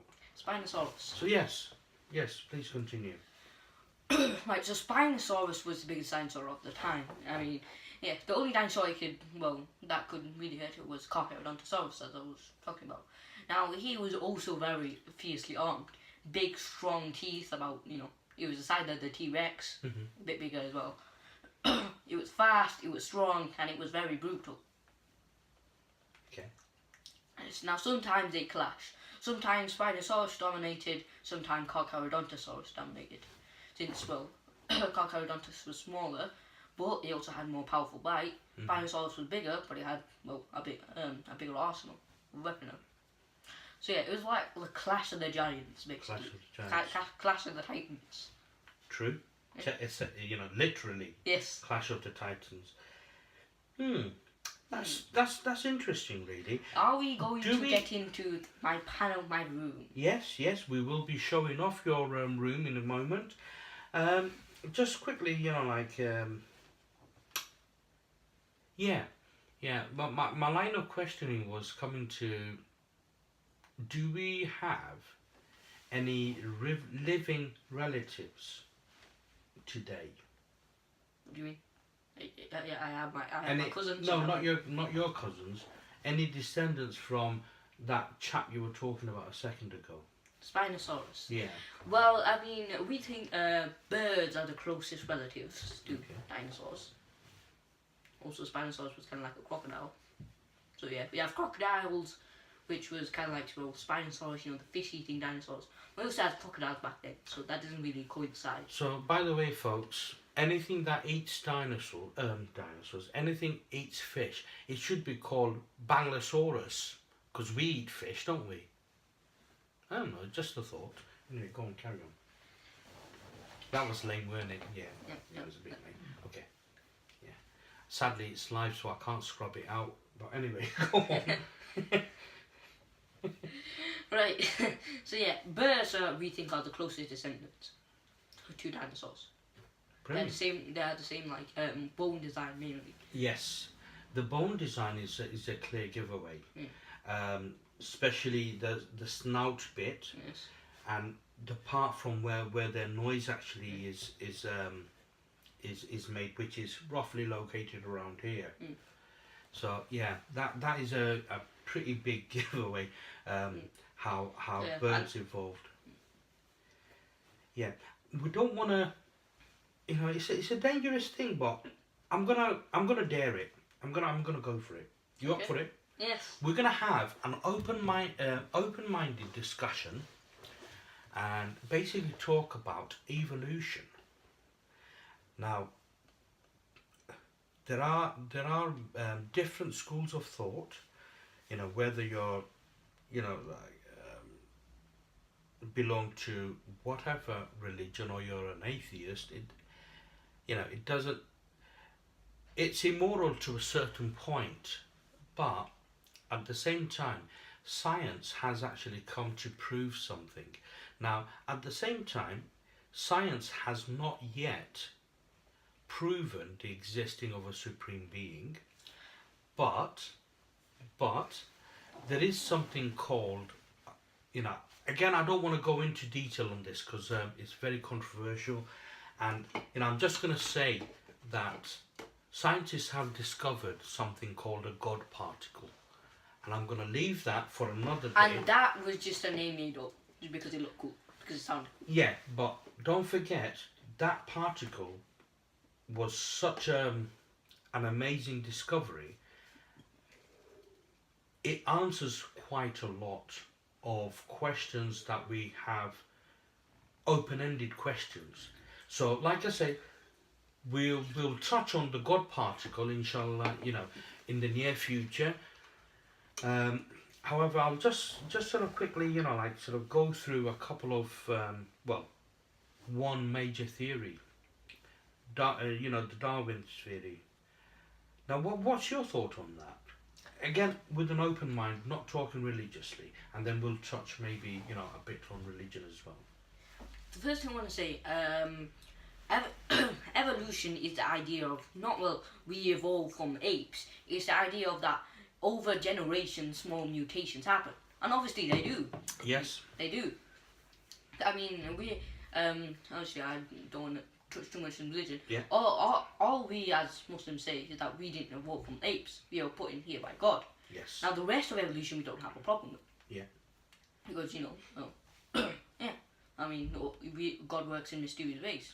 He can allow evolution to happen, and then small mutations happen over time. Now, according to science, we have a prophet Ayub. Yeah. Now that fella was a tall fella, weren't he? He was essentially a giant. So, was he a freak, or was people at that time like that, quite tall? Yeah. Again, I don't want to touch on religion because it can It's get a dangerous very, topic. very messy. But essentially, again, going back to science, looking at various different fossils, ancient human remains, we have discovered the opposite. Actually, people were far shorter on average than they are today. Now again, that also depends entirely on what region those fossils or those remains were found. Different regions around the world have different makeups, if you will, or the body through many generations have gone through various different mutations for that body to adapt to the climate of the area, plus the diet of the area. There are so many factors, but if you search on YouTube or Google and discard anything that comes up about fairy tales, like for example you're looking for giants, and anything referring to Jack and the Beanstalk you ignore totally. But at the same time, Almighty pizza has arrived.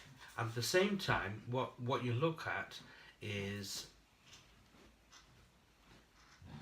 there have been some historical finds of huge humans, very tall humans, and when we look at evolution, and let's say we're following Darwin's theory, and we evolved from apes. Fair enough, fair enough. There is still one step missing in the evolution theory, and for that they call it the missing link. And we don't know what was in between, or what kind of mutation was in between that little gap. Now, logically thinking through, it's not going to be, from Neanderthal. Why did the Neanderthals? I just came up with a brilliant question. Yay! For once. Yeah, Neanderthals and us guys, Homo sapiens. We obviously, branched out, or two different mutations, or two major mutations actually thrived at the same time. Do you have any theory as to why?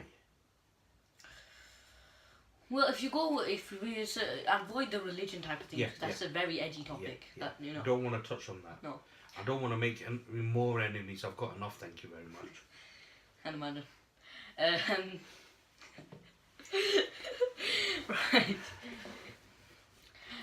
Well, staying away from religion things. So say we go for the example of the dinosaurs. Some dinosaur mutations obviously existed at the same time as their predecessors. Yeah. But staying on the theory of evolution again, I really don't want to get into religion. No. No go, Ereh. Okay. Yeah. They would have lived together for a very short amount of time. since obviously the newer generation would take over, the old generation would die out, and then again and again. Now, by a very short amount of time, in dinosaur scale, that's a few million years. Yeah. In on our scale, that's a few thousands. But yeah. What are we looking at? We're looking at roughly about 35,000 years, essentially. You know, because I think man first started to communicate roughly about 12,000 BC. Communicate. Yeah, to start writing and, you know, like using pictograms and so on. One thing I want to touch on is that the idea of us being alive for a few thousand of years, what I'm saying is that with our brain capacity and our technological revolution, the state of how fast we can think and evolve our technology. That's just over the last 100 years, really. Yeah. I mean, the thing is, if we started to communicate only over 12,000 years after we've become humans, Yeah. what have we been doing for the last 12,000 years? I don't know, just surviving, you know. Because obviously, catching fish, you know, like trying. Catching fish takes more effort than drawing a painting. I'm telling you. Well, in that case, I'd be just, you know, chasing cows. Because less effort, more meat. True. Bunga bunga. No, never mind. Okay, so again, that is actually a very taboo issue.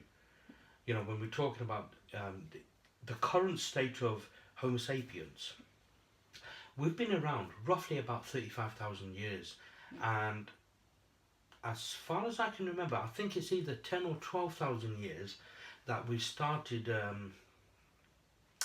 to communicate in terms of, you know, using language, pictograms, etc., etc. And over the past certain civilizations became masters, like for example the Egyptians, and obviously, you know, like from there it just snowballed into what we are today. And something that we could use as a reference point is, in modern day times, is a very simple example of the car, the invention of the car. Essentially, the car was invented roughly about 1869. Well, 1896, the car was put into. So it's in production by Henry Ford. Yes. So if we're looking at the 19th century or 1900s, and we're at 2018, essentially, we are at this stage where we are currently over 120 years. Now, in that 120 years, we have changed the way we move from one place to another, transport. Now, let's look at something far more closer to home. Technology in terms of communications. Let's look at mobile phones. Once upon a time, I used to have a very big phone, which I had to, you know, actually wear, a strap around so I can put it over my shoulder. The calls were very expensive. Back then it was, I think it was £3.50 a minute, and you had, I think, 50 minutes of inclusive minutes. And somewhere in the attic I still have the first model I actually owned, and that was back in 1990s? Yeah, early 90s. I think it was, my first phone I bought was in 91 or something. Now, I was talking to my kids the other day, you know, just having a laugh, you know, in general, and talking about the first brick I bought. My phone is quite big, you know, it's a 6-inch screen TV, 6-inch screen smartphone, but it is quite chunky. But nowadays, if you notice, you know, big phones are quite, Slim. quite slim, but Take this the S8 for example, the S8 Plus. S8 or, the iPhone 6 the iPhone, Plus, yeah, oh, excuse me, iPhone 7 Plus, the iPhone yeah, 8. and so on. But there was a time when, we actually, some of us actually used a larger phone for easy text inputting, or I used to use it mainly for satellite navigation, which used a separate GPS unit, which you had to pair up with your PDA at the time, PDA stroke phone via Bluetooth. So I was just talking about that with them, and we were talking about back in Bangladesh when we had our phone installed in our house. Our phone number was just 46. It just goes to show how many people had phones back then. And what we used to do, we used to turn, like a little crank, and with one or two turns, we lifted up the receiver, cranked it, and it used to go kind of sound, and an operator used to pick up, and you tell them which number you'd like to be connected to, and they would essentially pull out a wire from your phone number, as in, you have a slot of plugs on a dashboard kind of thing, and they'll pull the cable out from there and literally connect your line to someone else's line. And that was telephony back then. And now, we've got handheld mobile devices that allows us to do what we're doing right now, stream, see the world essentially without leaving your room. So in the past 20, 30 years, imagine in our lifetime how much advancement that we've seen in technology.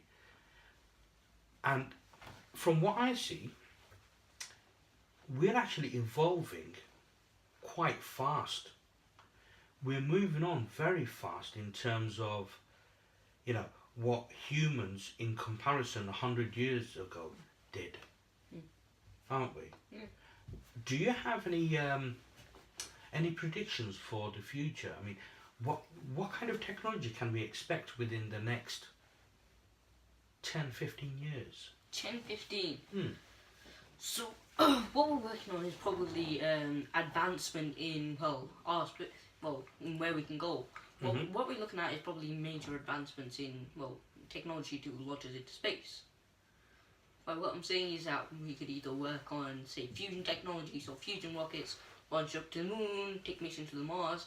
Actually, there's mission pardon to the Mars between the 2030 range. Yes. The 2020 to 2030 range. So we're working on sending people to Mars, which will also be, in the next 100 years, I'd say, we'd become an interplanetary species. Yeah. Yes. You see, the thing is, with the interplanetary thing, that would be a result of, correct me if I'm wrong, that would be a result of requirement rather than exploration, because to a certain extent, the way humans are treating planet Earth, we are slowly, actually destroying the environment. Yeah. And if we were to look, say, 30 to 50 years in the future, where, the world's population is increasing because people, the mortality rate has decreased. People are living longer. Various illnesses are almost unheard of, common illnesses. And, I'm sure with medical advancement, there are ways of, improving, life expectancy. Obviously the government has actually figured out that, people are living longer, therefore they decided they're going to give our pension later on as well. What a shame. So when you're talking about interplanetary stuff, in the interim, what places are we thinking? Obviously we're not going to go to Alpha Centauri, are we? Not in the next 50 years, I can't see that happening. Possibly. or maybe, you know, like somewhere closer But to Alpha home. Centauri is 4 light years away, so we could send not people there, but Mm-hmm. rather probes, as in robots. That I could imagine be possible. Since, I mean, fusion rockets could get us there in, well, a few years. You know, but light-powered rockets, fusion rockets. When you say 4 light years, viewers, I'd like you to try and fathom what 4 light years means. One means 1 light year is the distance light travel in 1 year. So light travels in 1 second in 3 million kilometers per second. or So 186,000 miles per second. Times that by 60 to get a minute. Times that by another 60, another 24 to get 1 day. Times that by 365, which makes it a year. So 1 light year would be that phenomenal figure. Times that by 4, which is 4 light years. Now, in human terms, unfortunately, it'll take quite a few generations to get there, unless we discover Star Trek's warp drive at least 9.7. What? No? Yes. Unless we can literally travel at the speed of light. So if we're saying light travels, we know it's a fact that light travels at 186,000 miles per second. Now if we multiply that by 60, that would give us 1 minute, wouldn't it? Yes. And the end result would be the distance light travels in a minute. If we were to multiply that by 60, because there's 60 minutes in an hour, the result would be the distance light travels in an hour. If we were to multiply that by 24, that would give us a day. And then 365 a year. A year. Times 4, which means 4 light years. that many miles travelled in 4 years, providing that we can reach that velocity. And at this very moment, the constraints of physics doesn't allow us to do that, I'm afraid. No, unless we want to make a wormhole. And that's where Dr. Stephen Hawkins comes in. Would you like to, talk about Dr. Hawkins? The disabled fella, in the chair? Yes. Do you wanna tell us who he is?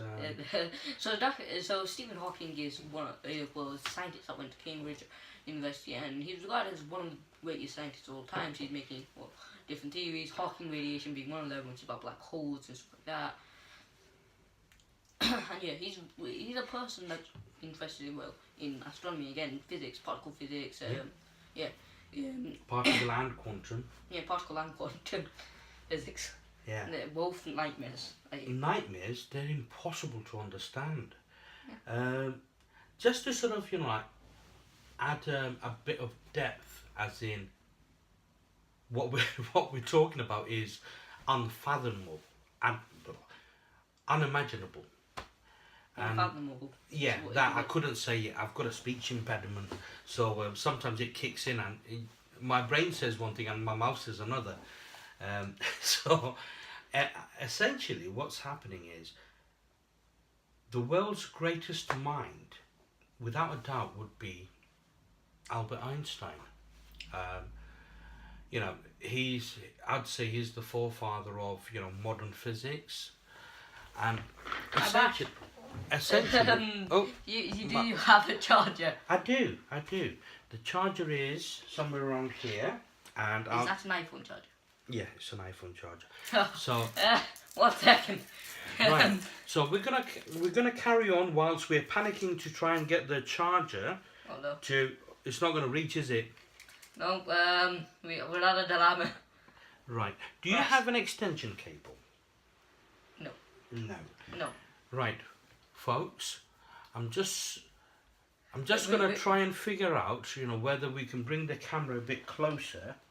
Well, we're gonna have to. Or we're gonna have to cut it short. Well, if we're gonna cut it short, we might as well cut it. I mean, let's see. We're about an hour 38 in, so we haven't done bad actually, and we've got you know, quite a few viewers, which is brilliant. Let's see. Right, Labib's I'm gonna send Labib on a mission. Labib, do you want to quickly have a look and see? Oh, we have been saved. And guess what? Come and say hello, bro. Come on. You know, come and say hello. Labib's dad. I'm trying to bring Labib's dad in to say hello to everyone. And he's like, he's doing a shuffling dance. That pelvis mission. Yeah. Come on. Come and say hello to the folks. Just come and say hello. Just for 1 second. Come on. Just. And we can turn this if you want. Oh, yeah. No. Come and sit down. Whilst Labib actually plugs this in. I got to do it.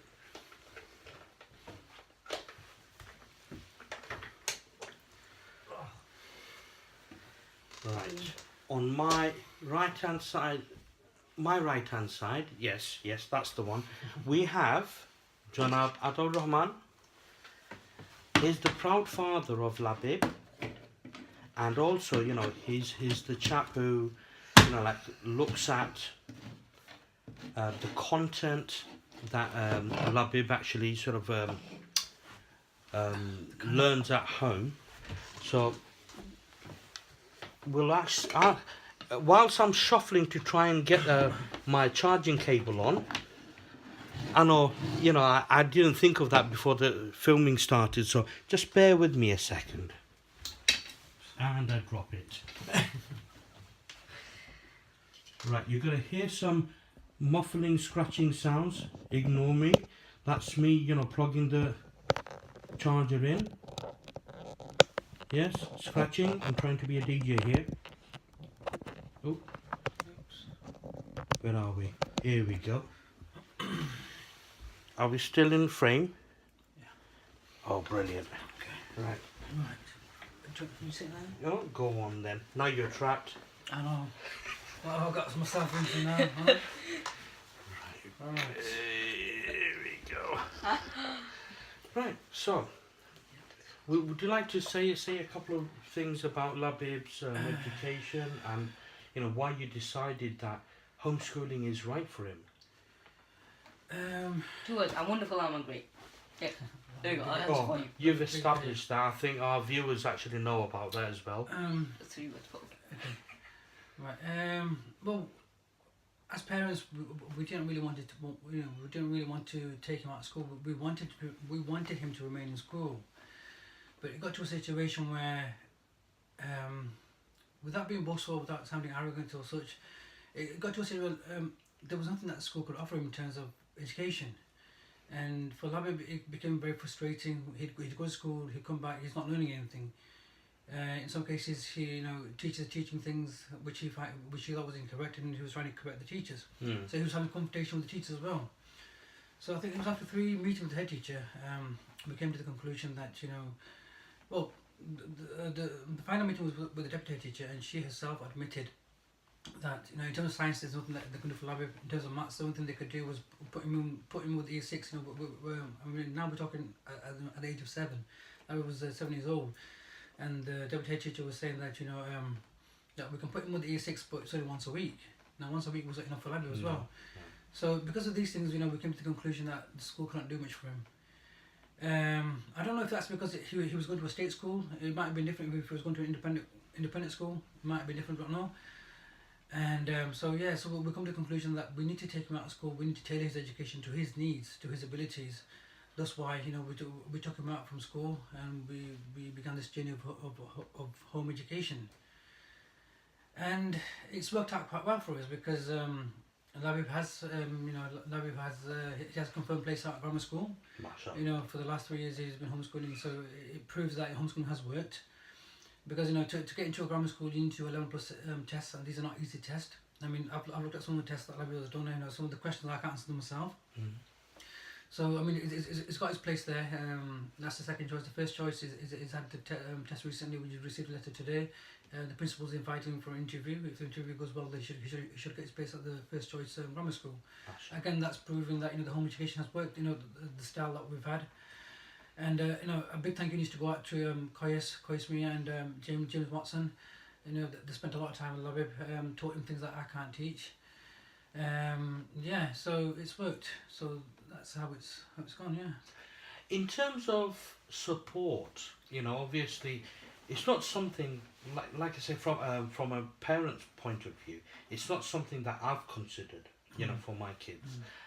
Sometimes what I would do, and you know, some people might find it a bit strange, but to be honest with you, I still have paperwork from my college days and my university days, and I kept them for that purpose, that maybe one day my research, my you know, my paperwork might come in handy for my kids. Now, obviously back then, that wasn't even an option, and it's something that's come new. In terms of support, what kind of support did you get? Well, I mean, the first year of homeschooling was very difficult. I mean, we were actually clueless. We didn't really know what to do. You know, in terms of coming up with a routine, in terms of coming up with a plan as to what kind of things you should be learning. Because I mean, the things, I mean, you know, the law. I mean, by law, you know, every parent has the right to teach the child however they want to. Yeah.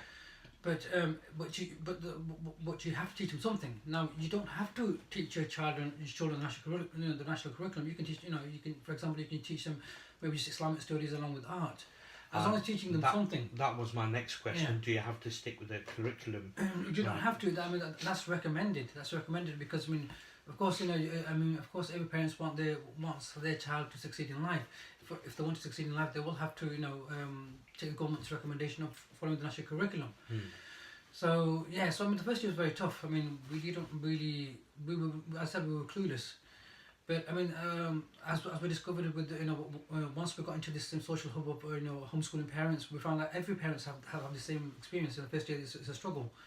But you know, as we went along, and then as soon as we had a private teacher, Qais was our first private teacher.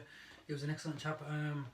You know, through him, you know, the academic side was taken care of. But then we had the issue of social side. Now, you know, Labib needs to socialise with children. Of course. You know, his own peers. So that's when, you know, I had to do my own research, you know, get to Facebook, try to find the homeschool groups. Fortunately for me, I did find that we do actually have a group in Rochdale, a homeschooling group. There's lots of things going on, you know, for example, Mondays they have sports, just the homeschooling kids, they used to have trampolining, they still have it, but in different things, but me and Labib, because we've got lots of things going on.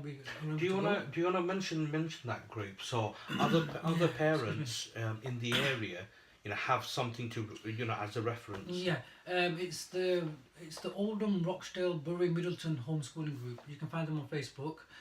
You know, all the parents, you know, it's not just us Asians, Bangladeshis, Pakistanis. You know, we have English people, European people. There's a good mixture of children of you know, of all abilities. You have children, you know, that are dyslexic or have some kind of illnesses. Then you have gifted children, able children. You know, it's a good mix. Yeah, so the homeschooling parents, I mean, you know, we do have social get-togethers. You know, as I said, we have sports on Mondays. We have reading club on Tuesday where we go to Balderstone Library. The children, which book? There was a book that we run on, the fish book. Fish Boy. Yeah, you know, all the kids read together and then they have some work to do. These things are managed by parents. You know, there's no teachers involved. It's the parents that's managing it. There's swimming classes available as well. Soon we're starting a karate club in Shaw. You know, it's just for the homeschool kids. So I mean, so through networking, you know, the social aspect has been taken care of. So you have the education. I mean, the education. I mean, at first, you know, I needed support of tutors. I mean, at the moment we don't have any tutors. I'm responsible for Labib's education. There's a, you know, as I said, you know, we're using books. We have to get into the internet. We use a lot of BBC Bite-Size and various other websites to, you know, to help us, you know, with the math, science, and English works that he's doing. Yeah, so the academic side has been taken care of, and he has a social side that's been taken care of as well. Mashallah, so, that's good. Yeah, alhamdulillah, yeah. In terms of support from the local authority, I mean, how much support did you actually receive? I mean, did you receive any support? The support is just in terms of advice. I mean, yeah. Is there any information for example, you know, like, I mean, obviously, it must have been very tough, especially for yourself, to sort of source out information, because it was something, it's not a widely done thing, or you don't get to see, you know, like people pulling their kids out of school and saying, nope, you're going to be homeschooled from now. Yeah. And it's not common. If it was common, then there would be leaflets, pamphlets, booklets, etc., etc., Yeah. you know, out there, and it would be kind of common knowledge. Yeah. I mean, what information did the council I mean, provide? the first process is to I mean, from the beginning, if your school is, if your child is registered at a school, you basically you need to write a letter to the school to requesting that you want to deregister your child. Basically, meaning that, you know, from certain date, we as a parent will be fully responsible for our child's education, and then the school will pass that on to the council. And as soon as the council receives that, the council gets in touch with you. Our council did provide us with a leaflet, with a booklet. Okay. Of you know, excellent information, you know, about you know, websites and possible, you know, tutors that you can get in touch with, and into the social activities, what's available. So yeah, I mean, they did provide us with a booklet that was very useful, and that was it really. And until the home education officer came to our house to visit Labib to see how he's doing. I mean, she was very helpful. I mean, again, you know, she was the one that introduced me to the home education group that we have. Oh, that's great. Yeah. So I mean that woman. I mean, sometimes, you know, sorry to cut you. Fine. Sometimes, you know, like I know a couple of families that actually homeschool their children, and I get mixed response. Actually, I know 5 families, 6 including yours, and I got mixed response. You know, like from one particular family, you know, very close friend of mine, is, you know, he kind of made it out that the local education authority. Yeah. You know, essentially, they're like the bad guys. They're trying to catch you out. Again, I mean that's down to perception of the individual. I mean, you know, the woman that we have been dealing with the past 3 years, me and Labib have no issue with her. She's actually a science teacher herself, so she gets along very well with Labib. Oh, I'm sure. You know, so yeah, I mean, we've never had it. I mean, the thing is, I mean, by law, that, you know, in the council has to, you know, they have to come and check up on the kid, you know, twice a year. By law, they have to do that to ensure the welfare of the child. You know, make sure the child is getting the education, as well as, you know, the welfare of the child is being looked after.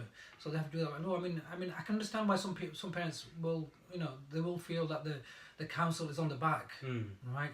But I mean, not once. I mean, I'm not going to mention the home education officer's name. Yeah. I mean, you know, not once did she encourage us, or, you know, try to push us to send Labib back in school.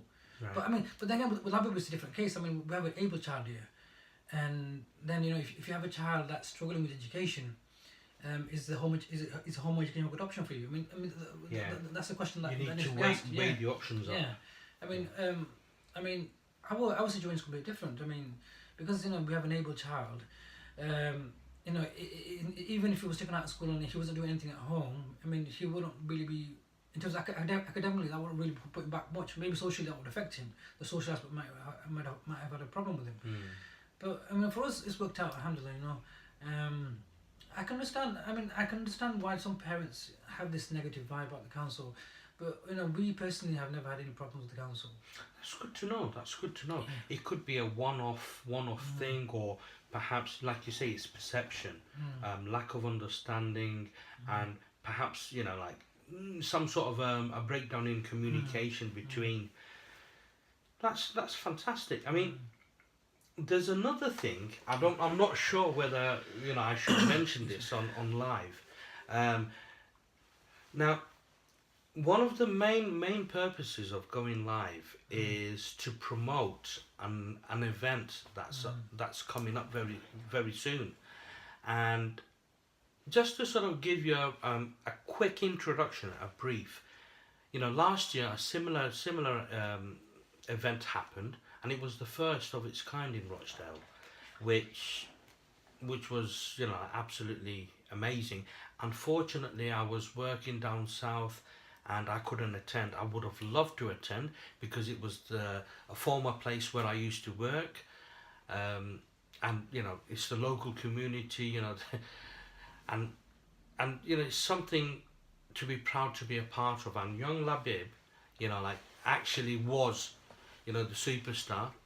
So Labib, do you want to tell us about what's happening this year? So last year, we brought our idea of the Rochdale Science Extravaganza. So basically, well, I always had this dream to share, well, me with the world, like my passion, my ideas, all that stuff. I always wanted to share it with the world. And one of my things was, I was a person who used to dream big, and well, I want to be an astronaut, a person who goes into space and studies the history of other planets. But people around here, say my friends or my community members, they don't have, well, they don't dream big. They don't have the ideals. They don't have the passion. Well, the idea to, I want to be this or I want to be that when I grow up. Do you think there's any reason behind it? You know, like maybe, you know, mashallah, you've got a very supportive father. You know, that could be a contributing factor towards you thinking ahead, you know, having, you know, bigger dreams. Could it be something to do with our community? I mean, what do you think? Yeah. Could it be a lack of understanding for which, like for example, I mean, in 1967,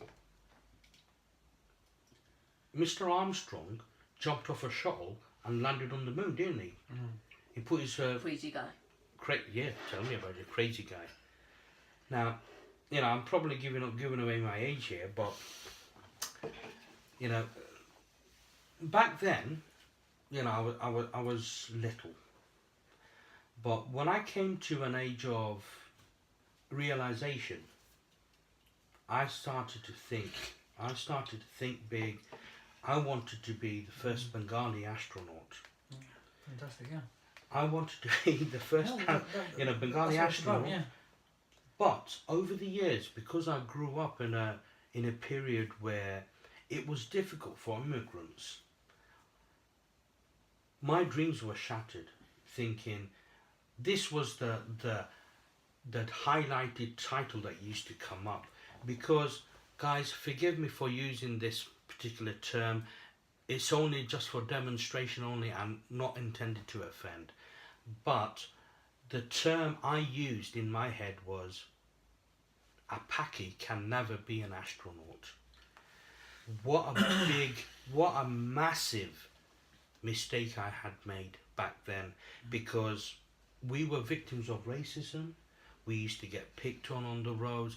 I've even been stabbed by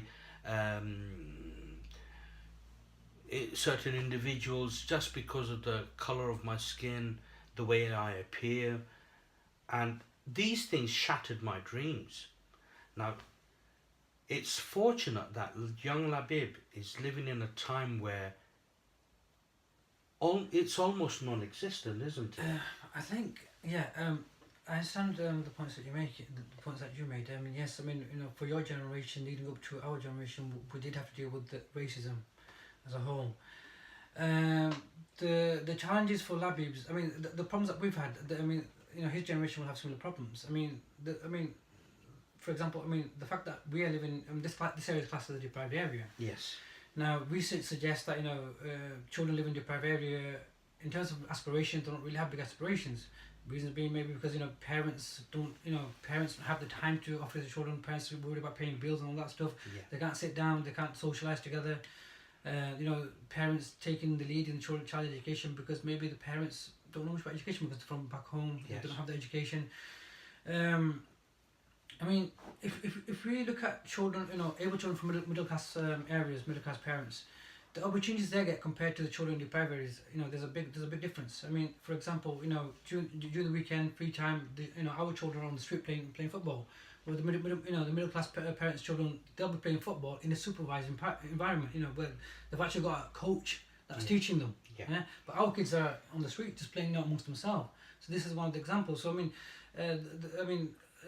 you know, there's all these social gatherings, you know, science events that we go to, me and Labib, and we, you know, it's very rare that we will see another Bengali family with their kids there. You know, you'll see lots of middle class parents with their kids there, and you know, but I mean, Labib is, you know, no different to these kids. I mean, in terms of, you know, abilities, in terms of, you know, education and all that stuff, and he's a match for these kids.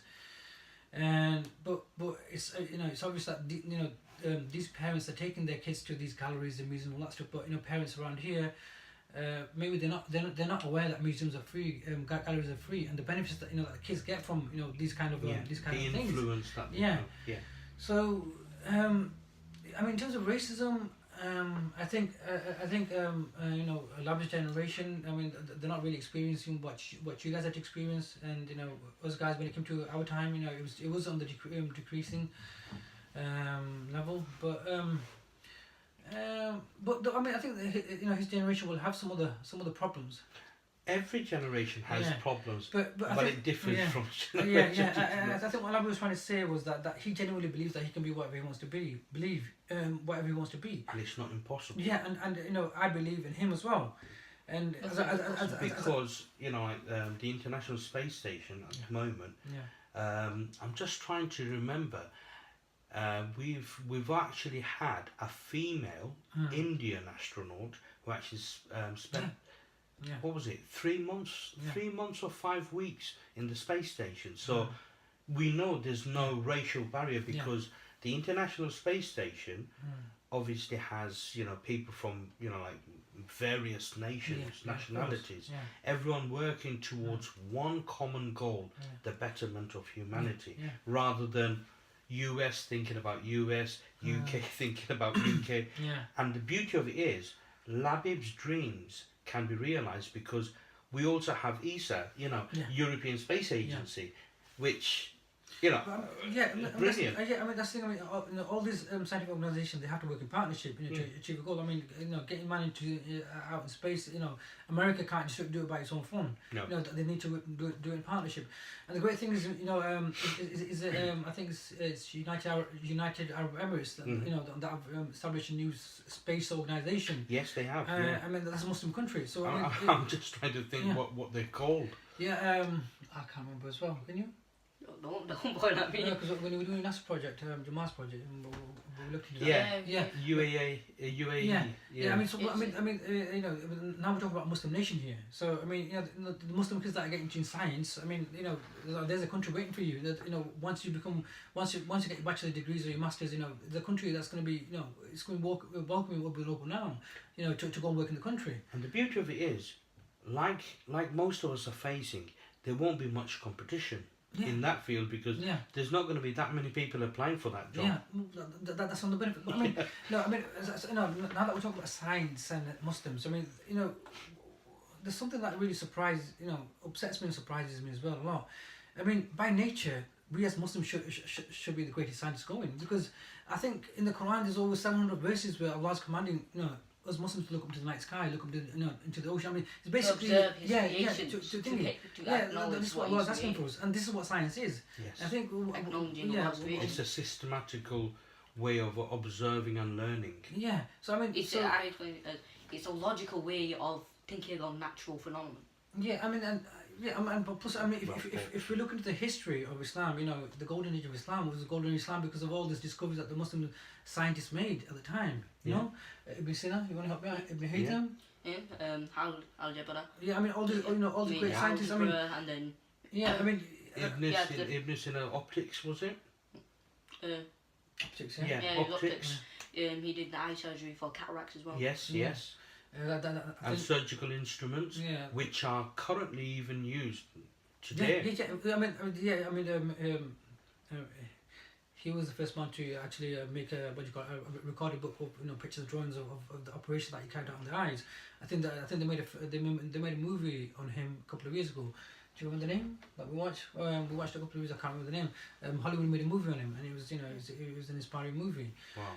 Yeah, and I mean the golden age of Islam. I mean that's what it was about. I mean it was it was about the Quran. It was about Sunnah. It was also about acquiring the knowledge of the world as well, and this is what Allah is encouraging us as well. So I mean I find it surprising how within our communities people have a misconception of science, and I don't know, it might be going. I think it actually boiled down to culture, because Muslims aren't essentially a race, are they? I mean, Islam, people who accept Islam or born into Islam is a faith, and it doesn't matter what race or creed you are. You could be Muslim. So we've got Indonesia, as a matter of fact, happens to be the country with the most Muslims in the world, Right. and they're of, dare I say, they're of, you know, Asian origin. So, you know, we've got Caucasian Muslims, Yeah, I mean, you know, Somalian, yeah, I mean, you yes, know, absolutely you're right. all colours. Absolutely, I mean, because Islam is, you know, it's a belief, and belief can be accepted by anybody, and you can be yellow, black, green, whatever colour you Yeah. can be, you know, of any nationality, and you know, it's just a case of seeing the, you know, the sceneries, the pictures we see during Hajj. You see everybody there, you know, Yeah. of all colours. Beautiful. You know, it's not about, you know, the rich man or the poor man. You know, all the men have got the white garment around them, and the women are. They're all equal. Yeah, exactly, and this is the beauty of Islam, and yeah, I mean, you know, if you look into our history, as I said, you know, the golden Islam, you know, it was the golden age because of all these discoveries that the Muslim scientists made at the time. And I think, you know, going back to the event that we were talking about, I mean, I think this is what Labib was trying to explain, that, you know, he wants to instill, you know... I want everybody to believe they can be whatever they want to be, Well, there you go. no matter what barriers lay ahead of them, the walls, the jumps they have to make, the ravines they have to cross. Folks, I'm going to let him run the show now, because he just explained what we've been blabbing on about for the last 10 minutes in a few short sentences. Right, yeah, so... So tell us a bit more about the upcoming event. I mean, have you actually organised it? Have you got a date? So we have got today, the 18th of March, Sunday, 11 a.m. to 5 p.m. I think it's still going to be about daylight saving time since then. Where is it happening? It's happening in Waterworth Community Centre. Okay. The Waterworth Community Centre. And that's in Rochdale, isn't it? Yes, this is in Rochdale. So this Yeah. is a community event that we've organised. We've done it last year and we've done it again. And then we've already raised some funds, £1,050 from the council, so a massive thanks to councillors Ali Councillor Ahmed. Ali Ahmed and Councillor Iftikhar, yeah. Yeah, they helped us get £1,050, which is pretty amazing. And then we have British Science Week, which have already donated £500. Wow, that's lovely. Yeah. I mean, is there a set amount of funds that you have to reach, or...? Yes, are you... Yeah, well, I mean, the thing is, last year, I mean, things, I mean, you know, the fact that this is an initiative, so, and you know, it's an initiative that was, the idea came from this young man, and I, as his father, had to support him. Mm-hmm. Then I reached out to, you know, the youth workers within the community and the, you know, the community centres, and I, you know, expressed this idea to them, and you know, if they would be able to support us. You know, once the community members said that they will support us, so you know, it was a case of putting ideas together and getting volunteer teams together. Last year, you know, again, you know, it wasn't on a large scale. We had some ideas what we wanted to do, and we got £500 from the British Science Association, and then you know, with the things that we wanted to hire, we needed an additional £1,000. So there was a lot of, you know, inboxing, messaging people and requesting people to donate. Well, it's a case of getting the message across what we're trying to achieve. Yeah. That's the first main thing, and I think last year we managed to eventually get the message across to the community. It was, you know, alhamdulillah, it was excellent, you know, the how people got together, and you know, £5, £10, some cases got £100, some cases it was over 100. There was a nephew in Saudi Arabia that donated over £175. Mash. I was amazed, you know. May Allah bless him, and yeah, and then eventually I think altogether the whole community raised £1,345, and the £500 one with British Science Week. You know, we had all these amazing things, the planetarium, the live animal zoo, we had the rocket explosion, we had a science show, and a few other things. This, I mean, because last year was very successful, and this year, you know, we wanted to make it even bigger. It's a case of not just our community, we want the whole of Rochdale to come down. So, you know, we want everybody, you know, of all nationality, the English people, the European people, and of course, those Asians and Muslims or whatever, we want everybody to come down. And it seems like they will be coming down because, you know, the fact that Rochdale Council has already got involved, they've pledged £1,050, so which means we will get support from them. So, because of these things, you know, this year it's going to be bigger. So our budget altogether was our budget together was £4,500. So we've got £1,050 and the £500, and we have a few pledges of sponsorship as well. And we're hoping to raise another £2,000. Okay. I mean, with all that money, what we have is we have a fantastic day. You know, along with the things that we had last year, this year we'll have rock pools.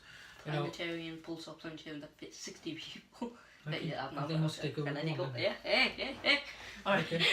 We're also going to have a mobile science lab. So basically you have this whole van and then you can go inside it, you can create your own experiments, make volcanoes and cool experiments like, oh, okay. Yeah, I mean, this year, you know, we're a few more different things, and you know, we're using all the space of the community centre, even the fields and everything. We're gonna have a few stalls as well. So we're hoping we can get the message across to our community what we're trying to do, and you know, they will have belief in us and faith in us and support us. And inshallah, hopefully, you know, we can give something to the community, give back something. It's not just about the children; it's about the parents as well. Understanding the importance of education. It's also for the elderly. I mean, last year we had an amazing amount of elderly people that came down. They enjoyed the free candy floss, you know. I think also even love our sugar, don't we? Sugary stuff, yeah. So yeah, I mean, it was really wonderful to see the elder people there as well. So this year we hope the elderly people will come again. So I mean, you know, it's a day to inspire the whole community. You know, to understand the importance of education and what education can lead to. I mean, education is the 100% halal way of, you know, of course, stepping up the ladder in life, and it'll open up, you know, many opportunities for you. So yeah, that's brilliant. So essentially, where we're at is we're short of £2,000 people, and we need your support.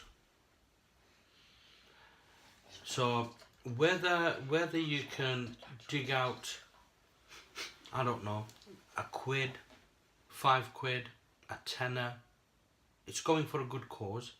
I'm going to take some details of Mr. Rahman here, and what I'll do is I'll put it in the comment section.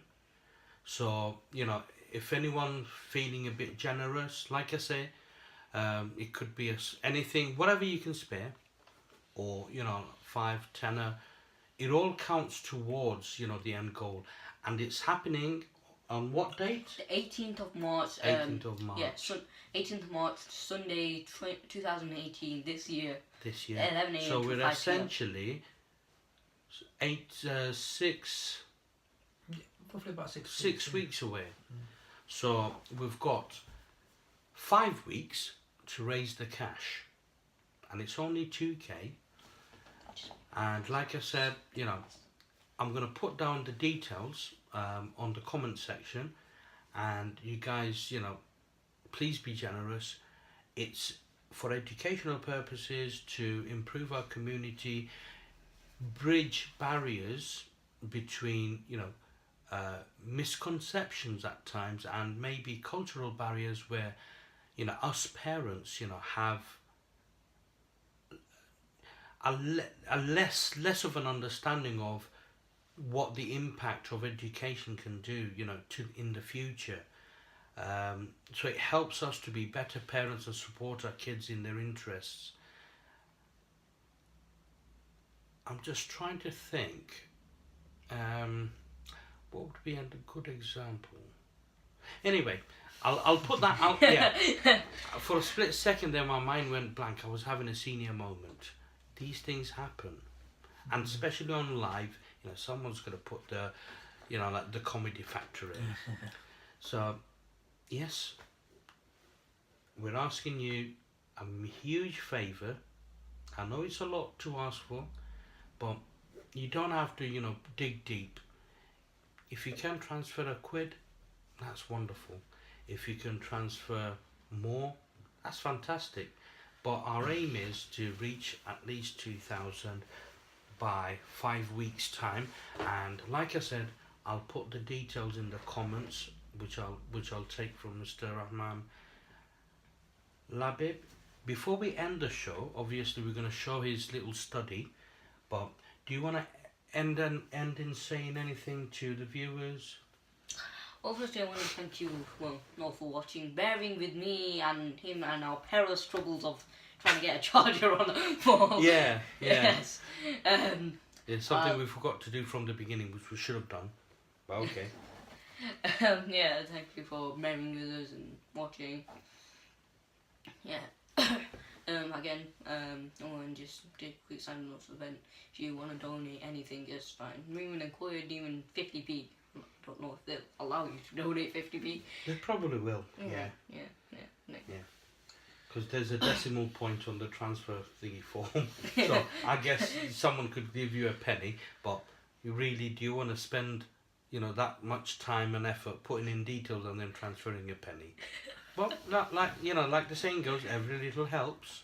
That's true. Yeah, I think the saying goes, every little raindrop, starts from a raindrop into a little Every puddle, little drain and then comes into an it turns ocean. into a puddle, and then put it all together and it can turn into an ocean. So that's the metaphor I'm using. I don't know if it makes sense. But Yes, it does. Yeah. But right. You finished? I think so. Yes, am I thank you. finished? Am I Good. finished? Am I done with absolutely. life? Yeah, Have I so have no life left? Firstly, I would like to thank you for giving us the opportunity. No. The platform, there's no need to thank me. It's my pleasure to, especially, you know, meet young Labib, because he's a fantastic lad. And I'd like to, you know, like interview him again in the future sometime. I mean, I'd definitely be proud if he was my son. So, you know, mashallah, you know, I can just about imagine how proud you must feel. Mashallah, you know, I envy you, brother. No, it's you know, it's only, Not in a bad way, folks, not in a bad way. No, But- you just remind me of a question. You know, one of the producers asked us regarding an upcoming program. Oh, yeah. The producer basically asked me, you know, intelligence. How does it work? Is it to do with genes? Is it to do whatever? And basically, I said to the producer, look, I believe in three things. The first thing I believe in is it's a gift from God. Okay. Yeah. Number two is, you know, it is genes. Okay. I mean, it's from, you know, we're talking about a few generation of genes coming together in order to, you know, produce intelligence. And third is, you know, hard work. You have to work hard. Okay? I mean, you know, you can have the brain, but if you're not putting the effort in, you're not getting It's anywhere. wasted. Yeah. So these three things. So, I mean, it's not about envying. It's about I need your du'as, I need your praise. Of course. You know, without sincere du'as, you know, nobody can achieve anything in life. So, yes, again, thank you for the opportunity. Pleasure's all mine. Yeah, and thank you Pleasure's all for, you know, the viewers who have watched, and hopefully this little one hasn't. Hopefully nobody's been offended by him. No, Do not be they're offended more by me, offended I'm by really offended. by things I've said, but there you go. Sometimes I can be quite blunt, but that's me, guys. Yeah, and please, I request everybody's dua for, you know, our family and for the kids all around the world. I mean, you know, it's a right of every child to dream big. Okay, and it's our responsibility as parents to help them to achieve their dreams. So yeah, and that's all I'd like to say. Thank you. Fantastic. And just before we end the show, I just wanna I just leaned back too far and went out of frame. Just want to say, you know, like, thank you guys for, you know, joining us this evening.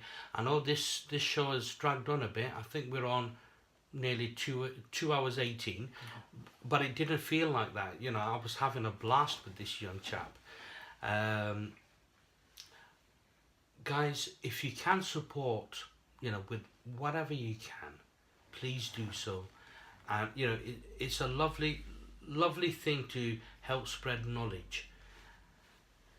And on another note, it's a nice thing to sort of support an initiative that others can also follow as well to improve their communities. And it's all about improving our own communities, environments and lifestyles by information and education, keeping culture alive. And this platform was solely made on that basis that Facebook and YouTube doesn't cost money, so there's no cost involved in production.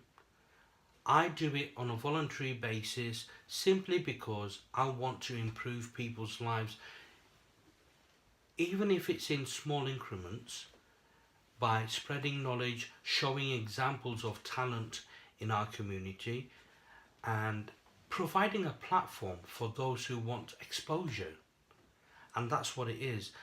If you guys, anyone out there with any talents, you know, just inbox me and I'll arrange something for you. In the near future, I'm going to go out on the road doing a few reviews of various different places, eateries, etc., etc. Keep your eye on the channel. I'm going to try and do something similar to, you know, Dinah Digs and Dives or whatever it's called, or Man versus Food, you know, where man always wins, well, mostly wins, but at the same time, you know, at least I'll get some free food. It's a good excuse. So I'm going to give that a shot and see how it goes. So that's coming up in the next few months once the weather picks up. And that's it for this evening. But before we go, I'm going to quickly I think it's midnight now. Yeah, that's fine. Before we go, I'm just going to quickly show you Labib's study, so you guys can, you know, like, if you need to look at something in detail, you can pause it and look at titles, you know, the book titles. So I'm gonna do that right now. And before I do that, I'm gonna quickly say, Labib, do you want to say goodbye to our folks? Goodbye. And how did you start? Assalamualaikum everybody. Had a good midnight now. Good midnight. Yeah. Yeah. You done? Bye. Forever. This guy's gonna have my job one day. Seriously, I'm under threat now. I feel threatened. Mr. Rahman, would you like to say any final words? Oh, no, just thank you, everybody. Thank you very much. Okay. Right. Let's check out Labib's dig. All right. Okay. Oh, I'm interfering. Right. So here we have a piece of artwork. I made that when I was 5. Goodness, really? Yeah. My dad helped me with it. Taught me about colours and how to use water, different amounts of white and black that I have to use. That's amazing. That actually looks really, really good. It's a landscape painting, and it works best, you know, if you look at it from afar. Then you can actually see the different shades and the slopes in steps, and, you know, like a garden with, you know, different kind of flowers on the sides. Let's check out some of his books. So he's got Maths and Science in Seconds. One cool thing I want to show you is here that I've hidden a £5 note in you. Oh, right. This is how I protect my money for my sister. People, you know where he stashes his cash. So this is how I protect my money for my sister. Those of you that know Labib, you know where his cash is. He's got the Oxford Dictionary, the Thesaurus, and he's got Collins' Gem on fossils. Very nice. What's that cube? That's a Ford Mustang. Yeah, Mustang. Yeah, Mac one.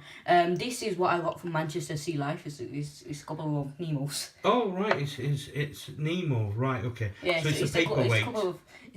It's a couple of clownfish. Okay. And this is a globe. One of my cousins gave me this from Bangladesh. Oh right, okay. Yeah, I went to Bangladesh once. This is a cube about the body. Right, various different organs. Okay. Moving on to this side, you've got a calendar, a scrubber, and then you've got, what have you got here? This is a thing that I got in 2013. Oh, a little award. Yeah, when I was in year 1. Okay. I mean year 2. This is some red colour dye. Yeah, pretending to be a blood sample. Yes. Okay. This is This is the microscope that I got when I was about 5 again. Yeah. Okay. These are some microscope slides that I use. These are some onion body part slides and stuff like that. Okay. And these are some general slides, fibres, insects, stuff like that. This is a couple of giant fish that have been in there for a few years in the same water. Okay, that's good. They're mummified, are they? No, they're just puffed up with water. Alright, fair enough. This is a Rubik's Cube that my sister has brutally murdered. Yeah, it's a murdered cube. Yep. This is a holographic image of the moon. Right, so I'm just going to try and move about and try and get the perspective of that. Okay, guys, I hope you can see the effect. There we go. This is a random card of the wars that I got. Okay. I don't know, probably before I was born. It's another microscope, which is probably my best one. Yeah. What books have you got over here? This is just a random dinosaur book that I picked up on Dictionary of Science. 3 9-volt batteries because everybody needs those batteries. You never know. And what's this painting about? This is when I was 9. I was studying hibernation. Oh, okay. Yeah. That explains the brown dot in the middle of the cave. So I would Yes. imagine that's a bear. Yes. A couple badgers, a hedgehog, and an owl. Right, I missed those. Definitely senior years. Yep. Yep. Need to go to Wait, Specsavers. Right, this is a damaged thing that basically in the 1700s, obviously we didn't have massive TVs. Yep. So they used to put a disc of paper around here, Yeah. and they used to spin this around at speed. Where if you look through here, it could look like it was actually animated, like a horse was running or a person was talking, stuff like this. Except now it's damaged and there's a few parts missing. And I'm gonna blame it on my sister because that's what I was doing. Okie dokie. So on the table here you've got A glue. a Picturepedia. Yes, this is a book. There's an encyclopedia on every page. Yes. This is And an a world atlas. atlas. This is also a globe fitted Yes. with the atlas. Good. Good. I don't know what that is, but that's probably yours. Yeah. So moving on to the top shelf here, what have we got? We've That's got a chemistry set, Mhm. and that's a soap factory set. So you make your own soap at home. Yep. Good. And you've got a baby monitor. Yeah, that's from when my grandmother was alive. Ah, right. Yeah. We used to monitor her. Yeah. Okay, and little Game Boy kind of thing. What? That thing. That's the monitor for the. Oh right, okay, fair enough. Yeah, we're not that old where we're going to all Game Boys now. All right, okay. So here you've got a range of books, and folks, you know, like if you need to actually go through, you know, the titles, please pause the video Yeah. and you can read it. So one thing I want to point out is these Brian Cox books. Now, as I mentioned earlier, this is how I got into science book. This is the book I bought. I made my dad spend £100 on 3 books. Wow. Yes. I don't know how I convinced him to do it. Yeah. Okay. So going back to the titles, so you can see which books are there. There's a What book on you read. Subarus, on Prezos. There's a book on classic motorsports, dinosaurs, stars, planets. Another dinosaur book. Other dinosaurs. Another car machine book. Learning how to drive book when my dad was failing to learn how to drive. And I was better than him. And these are some more books, some molecule books that my sister likes to use. It's another dinosaur book. I'm just full with dinosaur books. These are some more leaflets, well, not leaflets, magazines that I used to buy about science, which is pretty cool. Yeah. And these are some random first news leaflets. I mean, yeah. Okay. So we've got quite a few here. Yeah, these are some more And books. we've on this cabinet here, you know, we've also got Painting. another painting. I'm just trying to think, you know, like is that a spider holding, you know, a gem or something? But let's look at the bottom of that. Yeah. It's a person fighting a giant octopus. I was born. Oh, right, okay. It's a person fighting a giant octopus because I was born. Fair enough. Fair enough. So this certificate of appreciation. So this was for my science event that I did in 2018, Okay, 2017. 17, right, And the mayor gave this to me. So once I did this, the mayor recognised. She actually came to the event as well okay. for a Yeah. little bit. And then the mayor came down, and then after a few weeks later, we got a message that, well, I was going to get a certificate of appreciation. So yeah, I went to the Fantastic. mayor's place, fancy sofas that are way too low. Yeah. My back has never recovered since. All right. Okay. I think we've got a claim coming up here now. Yep. Right. Some okay. gemstones and stuff down here. So let's take a closer look at these stone collections that you've got. So, By the way, that is not acid, that is water. all right. Okay. So, yeah. You're gonna walk us through some of them, or These are some general rocks that I picked up, a bit of gold, charcoal, and then some random gemstones like topaz, stuff like that. Then some fake gold down here, fake gold zones. And then those are some quartz crystals, a up all the cool gemstones down here. We have Ereh gemstones and Gemini gemstones down here, which are pretty cool. So they're birthstones, really, aren't they? Yeah. Yeah. All right. Okay. So we've got some more books here. Yeah. These are some of my dad's book, but also some of mine. Yeah. And I just read all of them anyway. Book is a book. And One is one. we've got some more over here. Yeah, it's my mum's Quran and some paints. And then this is my like storybook section, which I've collected over the years, mainly Okay. stuff. And a bunch of horror books because I like that kind of stuff. Good. Good. Yeah. Right. Okay. There's a random printer that we haven't got ink for. All right. Okay. So Labib, again. Also, that I made when I was 8. What the That paint, yeah. The whiteboard. the whiteboard? Yeah, I was writing a bunch of stuff up about. Well, I'm Fascinating. E equals MC squared. Now it's been scribbled over by my sister. Yeah. Yeah. Yeah. It's always easier to like sort of blame a sibling. Yep.